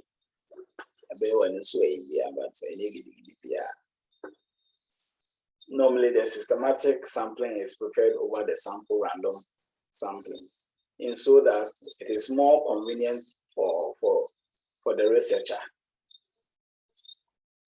It is also called the ordinary sampling or the pseudo sampling technique. The systematic random sampling includes selection of sample units in sequence, separated on list. Here, the guys will get it more faster. And the ladies can also get it. Yeah, the guys in our infancy, when we are playing football and we are many and we want to separate them, what they do is that one person will raise up their hand, then another person will tap it, and you'll be in a one line. So one local line, straight line. Then you'll be counting. So when this person enters, then you will go to the person standing at the left. Then the next person will enter and goes to the person at the right. So they will do that in order until the last person. So this year, so when you are in the queue and those people that are smart boys, maybe you have issue with this guy, or there are some people going to this guy's group, you don't want to join them. So that maybe they are people who don't know how to play, so you don't want to play with them. You want to play with those who know how to play. So you have to check. Then say, hey, then the first person at the first line, the person went here. Then okay, let me check 1, 2, 3, 4, 5. It means that when there's one go here, that go. By the time it gets me, I will go there. So I have to make sure I have to go back so that this person will go here and I'll be able to go there. So that one becomes systematic sampling techniques. So it's a system. So that one, the probability of you being selected, It's based on the previous sample. Because if the first person goes left and you are the next person, it means that automatically you have to go right. That is the case. But here, it follows a certain order that you have to first calculate for the sampling interval. So if there are 100 people and your sample size is 10, it means that you divide 100 by 10, you get 10. So the 10 becomes the interval. So within the 10, you then take, piece of paper, then you separate the 10, you write the numbers on them. Then randomly you pick.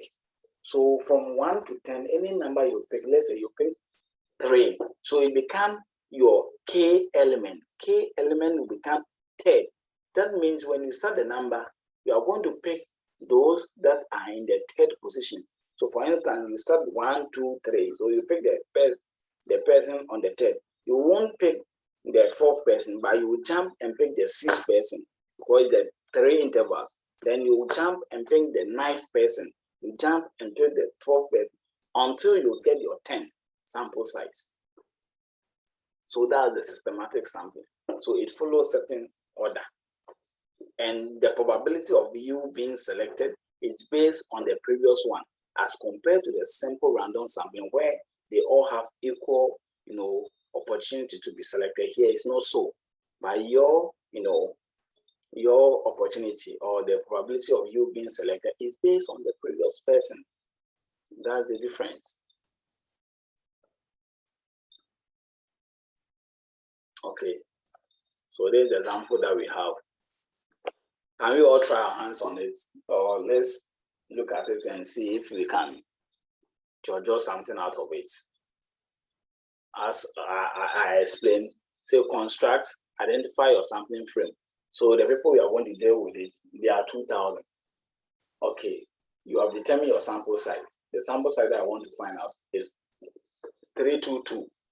So as I compared the first one, I was using 100 people and the sample size was 10. So I divided by it and I get 10. So this one, you divide 2,000 by 322. Then you get 6. So in the 6, there's the 4. So you random select a number between the 1 and the K, which is 6. So example, you selected 4. So here it means that you are going to pick all the 4th person, people in the 4th position. So you record the random number 4, and then every K element by adding 6 to the starting point. So you pick the first one, 4.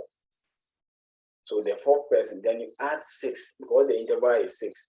That 1, 2, 3, 4, 5. So when you pick the first person at the 4th positioner, the person you pick, the rest will be at the 10th. And the next person you pick will be at the 16th. So you pick in that order until you get the 322. So that one is for the systematic.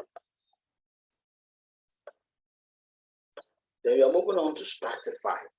When you say something is stratified, the geographers, they know certain things in strata, certain order. So here what we are saying is that the population are first in heterogeneous. Heterogeneous means that they have different characteristics.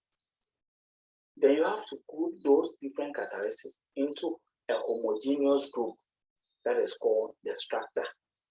And each group, it is called stratum. So when you divide or you group those heterogeneous into homogeneous group, then you then apply a simple random, or you can even apply a systematic random to then pick a sample from that groups. So for instance, you have a whole UCC, you are conducting a study about students. The students, they are heterogeneous because you can find students who are in maybe level 400. Some people are doing business, others are doing accounting, economics. So they have different characteristics. Then you want to group them. So say, okay, let me group them into levels for the undergrads. Oh, I want level 100, I want level 200, I want level 10. So that one becomes the homogeneous, become the strata. Okay, let me group them into colleges of education, education.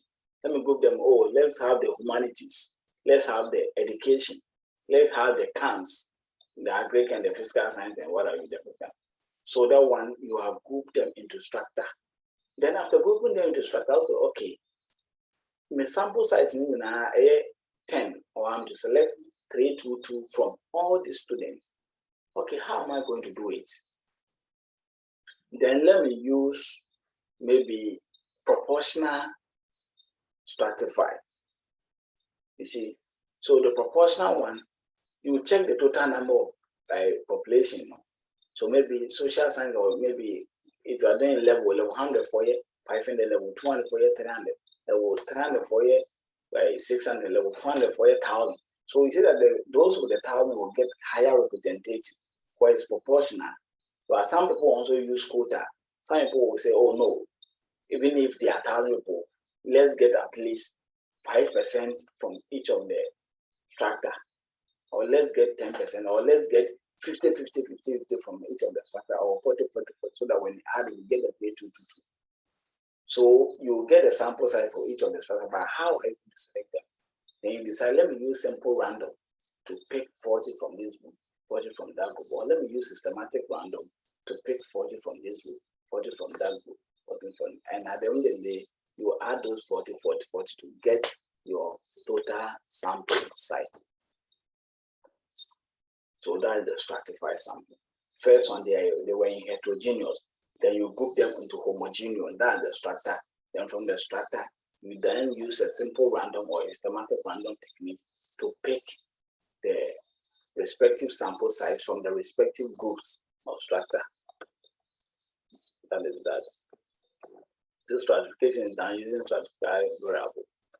So as I talk about the proportional or disproportional stratify. So the proportional one is in which the sample proportion are the same as the population proportion given a particular stratification variable. So I said if the sample size is the 400 having 1,000, divide, you add all of them and get maybe 2,000. So 1,000 divided by 2,000 times 322, you get to know the proportion for level 400 alone. Level 300 was 500. 500 divided by 2,000 times 322. We check, then get the proportion for that. So you see that it will be proportional in the case that, in the sense that those with the higher total population will get the higher proportion. And those that we are using disproportional, okay, let me just use anything, 5%. So it means the sample are not the same as the population proportion. Even if this is to prevent undersampling a stratifier that is very small. You see, so maybe you don't want to, like the level 300, the level 200 were 300, and other ones were 500,000, So because they are 300, if you use the proportional, you get only few people, maybe 60 from level 300, but maybe you want to get proportional, all of them should be at a particular level. So, okay, let everyone get me over 500 from, or 50 from each group, so that I have it and get my 300. So that I wouldn't be biased, so that some group wouldn't be underrepresented. Then cluster sampling. And talk about cluster geographically. We have talked about, stratify. That one was just about characteristics. Stratify is looking at the characteristics of the population, but cluster is looking at the geographical area. So we say that cluster is a unit that contains final sampling element, but can be traced temporarily as a sampling element itself. Okay. It addresses two problems. When researchers lack a good sampling frame for a dispersed population, so as I said, it deals with the geographical area. So see that when the cost to rate the geographical dispersed sample element is very high, okay, this is the situation. You are studying about students on campus. You want to know the crime rates on campus. We have students from Amaoma, from Apilska, from Kwapro, from what again? Those are the ABRA, those are the SI, CPSI. Okay, fine. How they are dispersed? How do you gather data from them? You want to know the abuse. So what we do is that, and you don't have a good sampling frame because they are very dispersed. You can't get total sample size. Okay, then what you do is that let me, randomly select one of these geographic areas. So you have divided them. You have Amaoma, have Kwapro, you have this. Okay, let me randomly select one of these clusters. So you have clustered the areas like churches.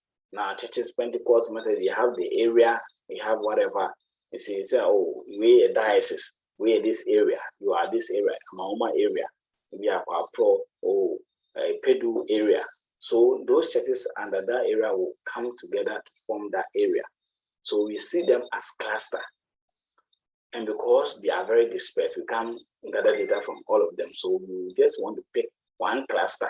And when we pick that cluster, we know that it has similar characteristics of other clusters. And we study about them. And at the end of the day, we'll be able to generalize the findings of that cluster to the rest of those clusters. So that's the cluster sampling. So that one deals with the geographical dispersed population and where the sampling frame is also difficult to come by.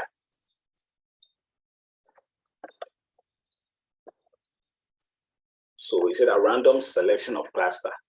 Clusters may be schools, maybe teams, maybe classes, maybe churches, as I've already explained. And every element in the cluster is sampled. Then we have the multi-stage cluster sampling.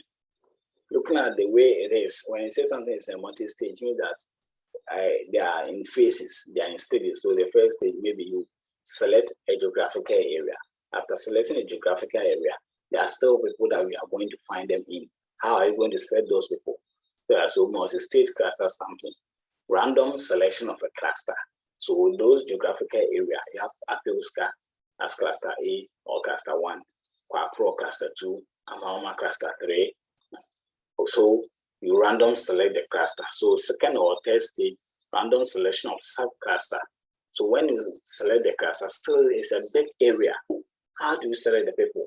You can, when you go to Amaoma is very big, but it's subdivided into areas.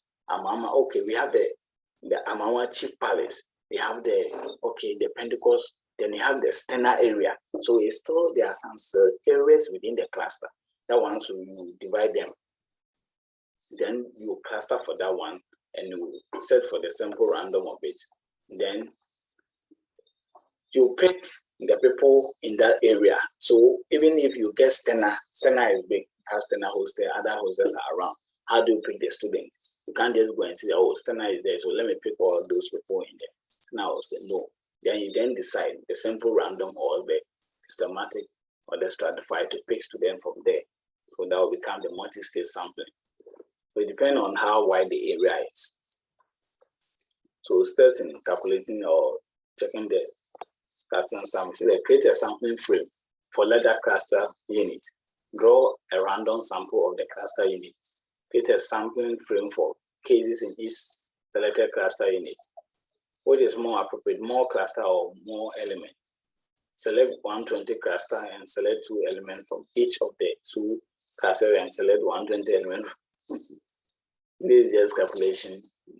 As you follow it, you get to know and get to understand. As I say, if you select the whole of Amaoma, it's a cluster. So after cluster, there are still areas and there are elements. You see, in the Amaoma, you can still have some areas in Amaoma that will become another cluster within the Amaoma cluster. So within those clusters, you divide them. Okay, let me have about 10 areas in Amaoma, Stena, whatever, White Hostel and other things. Okay, these are all areas. Okay, then let me select maybe 5 people from this cluster. So if White Hostel, there's only White Hostel there, let me select 5 people from there. Excuse me. So you do that one, at the end of the day, you add all of them together, you get your total number for the sampling size.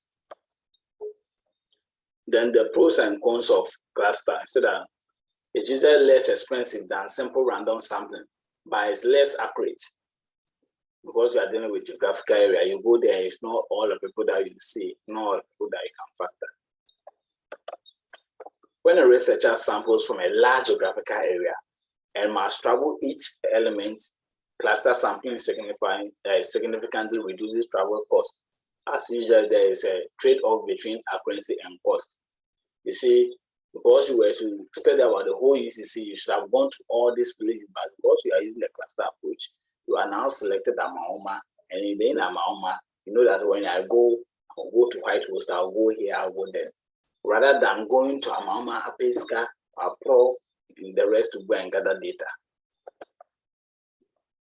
Before we go to the non-probability one, we have multi-stage. Multi-stage that we saw in the classroom, it's not just for classroom, we have a multi-stage sampling as a whole, probability sampling technique. And here what we are saying is that it also employs more than 2 sampling techniques. So it can blend simple random with systematic random plus clustering, and at the end of the day, you will have your your sample. You select your sample, and it deals with where we have the issue is complex. Like even the clustering stage that we did, you see that the first you have to pick the geographic area, use random sampling to pick. After picking it, that means you have used random. Then you did the clustering. Then you use another sample random. And at the end of the day, to pick the element, the respondent, you may either use stratify or you may use simple random. So that becomes the third stage. So at the third stage, that you pick the total number of people that you put there as your sample. So let's go to the non-probability one. This one, we are looking at the qualitative sampling techniques. So the first one is purposive. When you say something is purposive, you select a certain number of people or respondents purposively. So here the researcher have something in mind. It has the objective, it has the purpose of the study. So you know that, oh, okay, I'm conducting a study about E-levy, about waste management practices. When I get to the assembly, I have to interview the environmental health and director. Or if I'm doing about E-levy, let me interview people from the GRE, people from the economics who understand tax. So that one you have purpose. So you won't go and interview a geographer, you won't go and interview a planner, you won't go and interview a fisherman or anything. You go and interview people that you think they can give you information that will help you to achieve your objective of the study. Then accidental, when we talk about accidental, we are looking at normally the news people they do. You go to a particular place, you go the people that are there, oh, what happened? There is a fire outbreak. Oh, what happened? How did it happen? So you meet them and you gather data from them accidentally. So that's accidental sampling. Then you move on to quota sampling. This has to do numbers. You get to a place, oh, as for E-system, I can just pick 20 people. So you go there, as you get 20 people, you interview them or you administer your question to them, and you pick your information, go your way. That's the quota. So you say, oh, let me get 100 women from the market. You go there, just take any person who is there, just pick them. Then snowball. Snowball, people call it network. There's another name. Then the snowball, people also use it as a feed into other, sampling techniques. Here, you normally use the snowballing when you are conducting a study that is rare, like you are studying about drugs, you are studying about child trafficking and other things. It's not easy to come by the respondent. So first, you have to identify someone with characteristics that you are looking for. Then you interview the person or you gather data from the person. At the end of the day, you ask the person, oh, is there any person that you think or is within your group that I can also interview? Since the person has confided in you, conducted the study and know the harm and the benefit and those things, the person will be able to tell you that, oh, even your uncle Cry is our patron, is our drug boss. So go and interview him. Then you get to know. But without this snowball, without this network, you wouldn't have known that this person living in your community is even into prostitution, is even into drug abuse, or is even having a strange disease like HIV, like TB. You wouldn't know.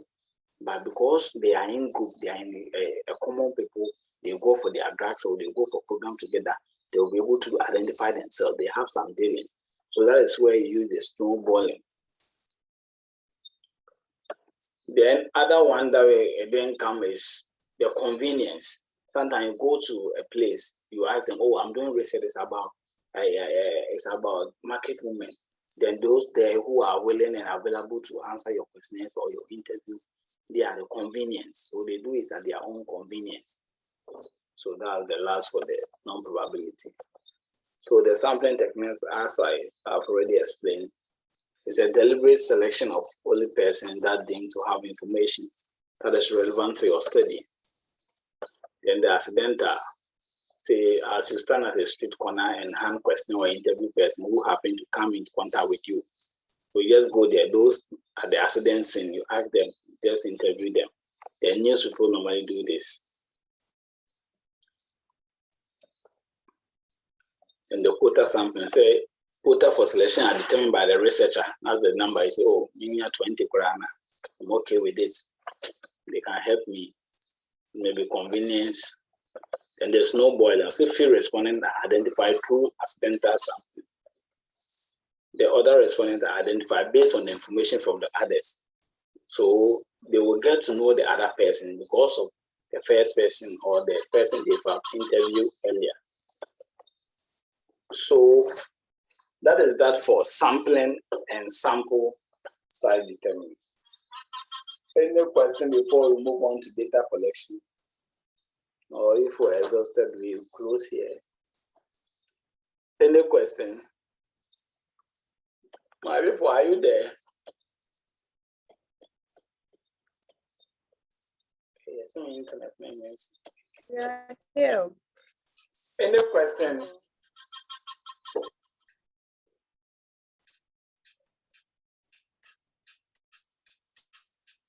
Any question?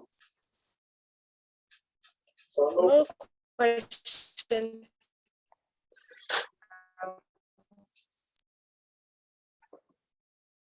I can't hear you.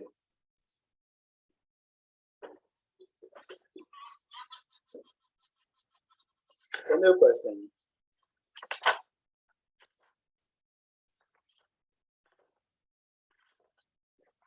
No question. Okay, let's see if we can do with the data collection so that by 8 we are done. My breath, Niku.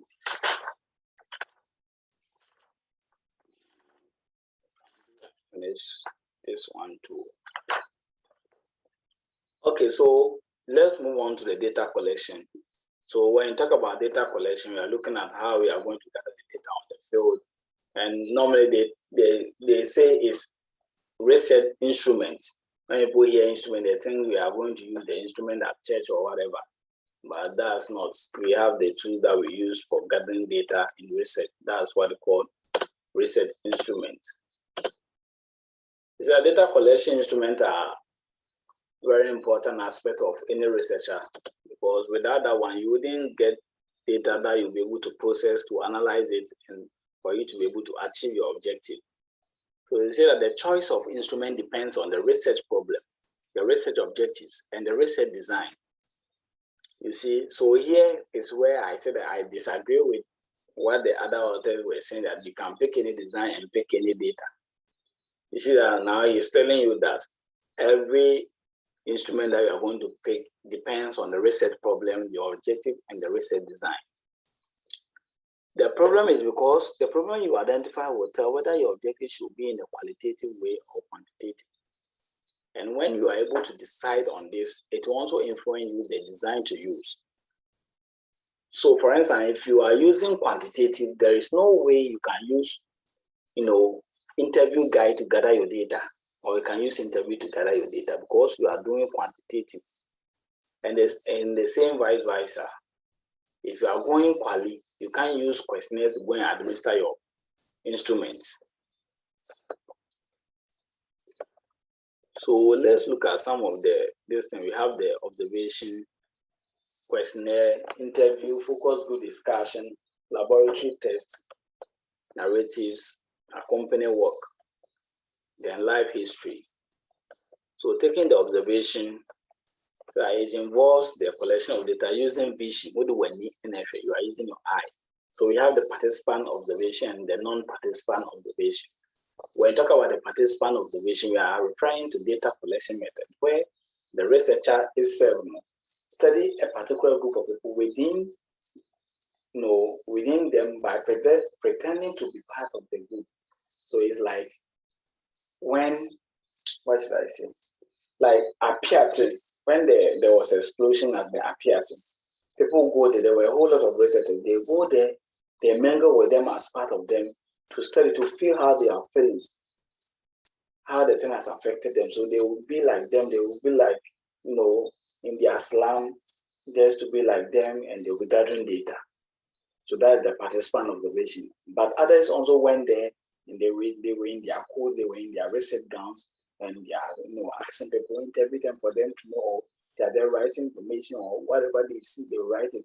But they were not, staying with them, being with them to be like them, but they just want to see that, they are different people looking at them.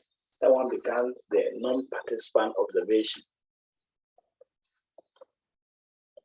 Then we have the structured and the unstructured observation. When you are doing participant observation, because you are with them, if you don't structure your approach, today I will look at this A, B, C, D, I'll look at the way it has affected their education, the way it has affected their culture, their even celebration or whatever. So it should be guided. There should be some guideline, straight rules and other things for you to know that, this is what I have to look out for. So that one is the structured, but the unstructured one, you're just observing anything. And when you come and write, or you're just looking at anything. Anything happens, you want to know, you'll be there, looking at it. That's the structured one. These are procedures for observing, doing observation. Then advantages. So it's relatively inexpensive. As you go there, you are not going to gather data with questionnaires to administer to the whole community. You are just with them. Those that you see, you write it, or you go and the whole day you come and say somewhere, I saw this is what I see about the education, this is what I see about their culture, this is how they dance, this is how they do in the evening, this is how they do their festival, this is how they do their funerals. You come and document everything down. However, the disadvantage is that it's subject to object bias because of the thing that you look at it. Maybe you see someone wife partnering with only the right hand. You may not know that it maybe is their culture. You see that the guys there, they are very lazy.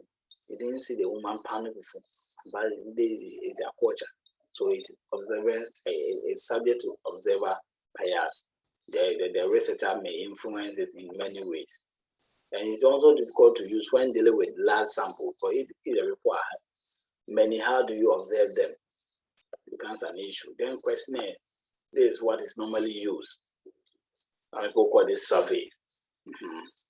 Whereby you have written of questions on a sheet of paper, and sometimes you have even provided options and answers for them to take. That one becomes questionnaire. And that one too, we have the open-ended questions and the closed-ended.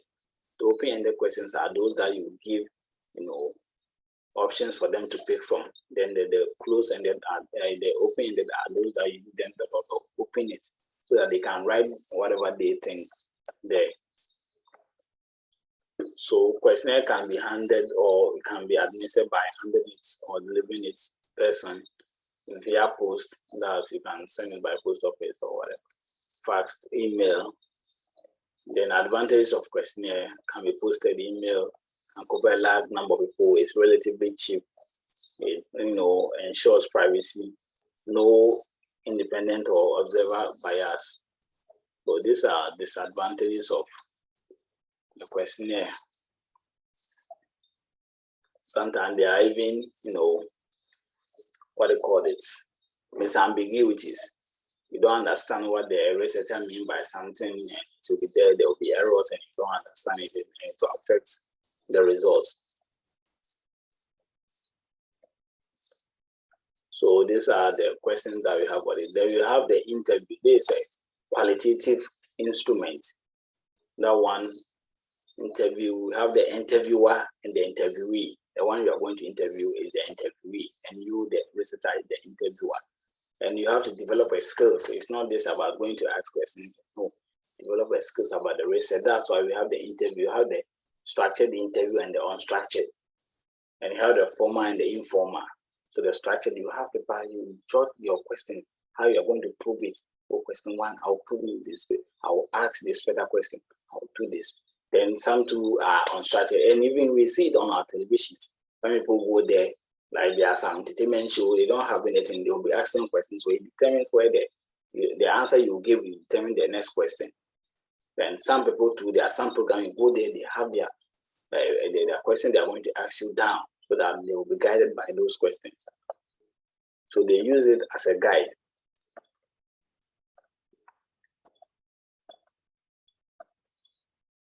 Then focus group discussion. Yeah, it's similar to the interview, but this one, it involves 5, 7, 9 people. Should be odd number. And they have to sit in the shoe horse way.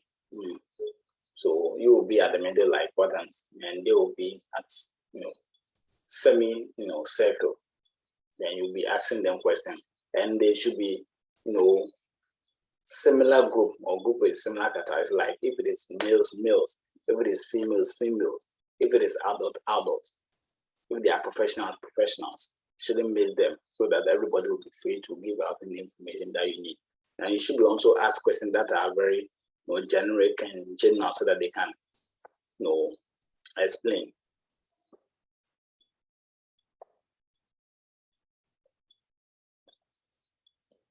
So these are all issues when you have to conduct focus group discussion, the format you have to set as I've already explained. Then the guidelines for my internet is not stable. Okay, so these are the guidelines. As I said, have a mix of general and more specific questions. So there should be general questions, then it comes down to specific so that the person can respond to it. How to get a broader picture or bigger picture, and it comes down. How do you see even tax? Tax, what is it about? Adam Smith, what did you say about tax? What is tax all about? Okay, what kind of tax do you know? In Ghana, how many tax elements do we have even there? Then you are bringing that specific. Okay, what about E-levy? What do you think about it? Let's not talk about it.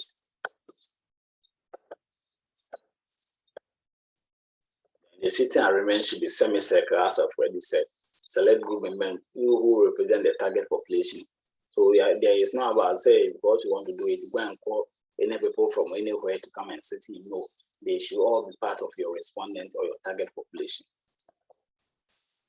And as I've already explained, they should be homogeneous group. If they are females, if they are males, if they are professionals. And the limits, the numbers should be between 5 and 12 people.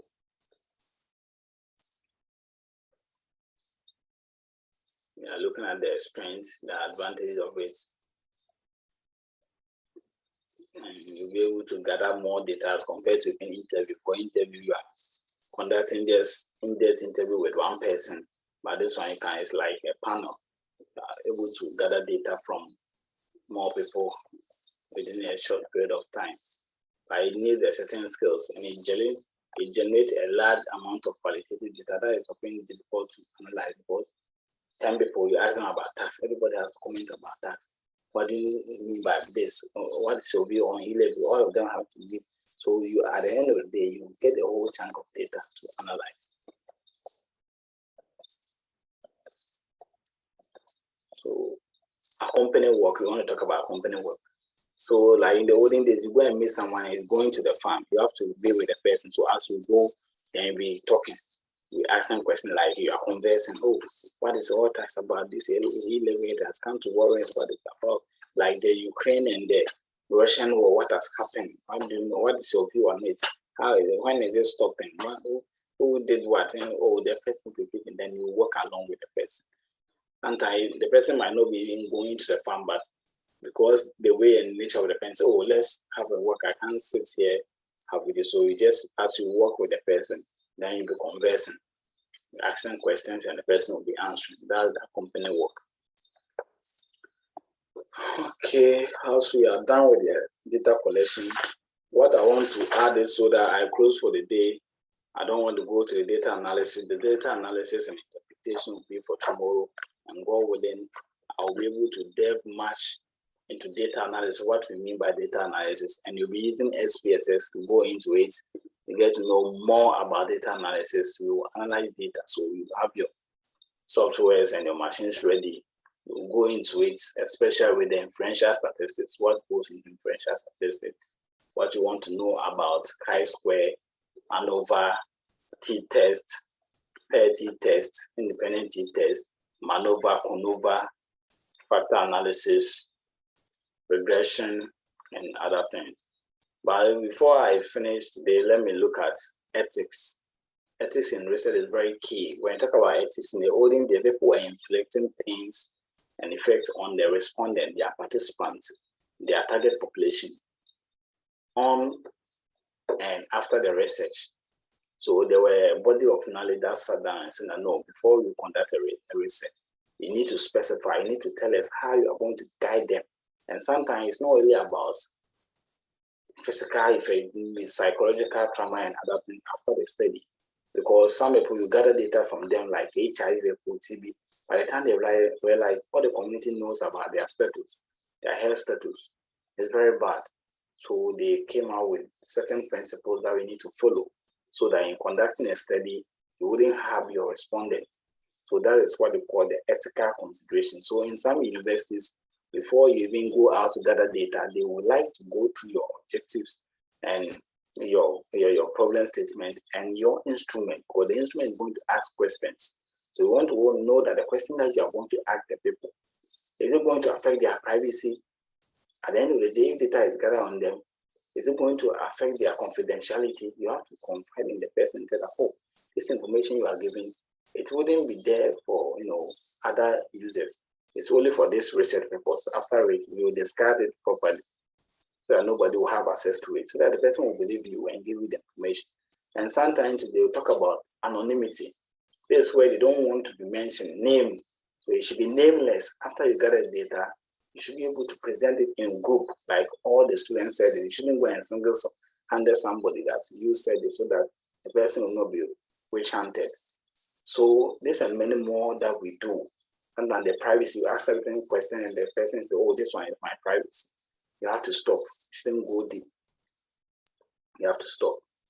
So these are all ethics that we observe. And sometimes you have to even report objectively. Sometimes you do a research and you come out that, oh, it's against your political party, against your ethnicity or your friends and other things. You don't want to report. And it's also against the ethics. You have to report and use appropriate techniques in your study. So ladies and gentlemen, it's 8:02 and I think we have exhausted enough and we have done a lot for the night. The floor is open for the next 3 minutes. If you have any question, any addition, anything you want to do, let me know so that we can close for the night. I'm done. I'm waiting for you. Talk. Anything you want to say.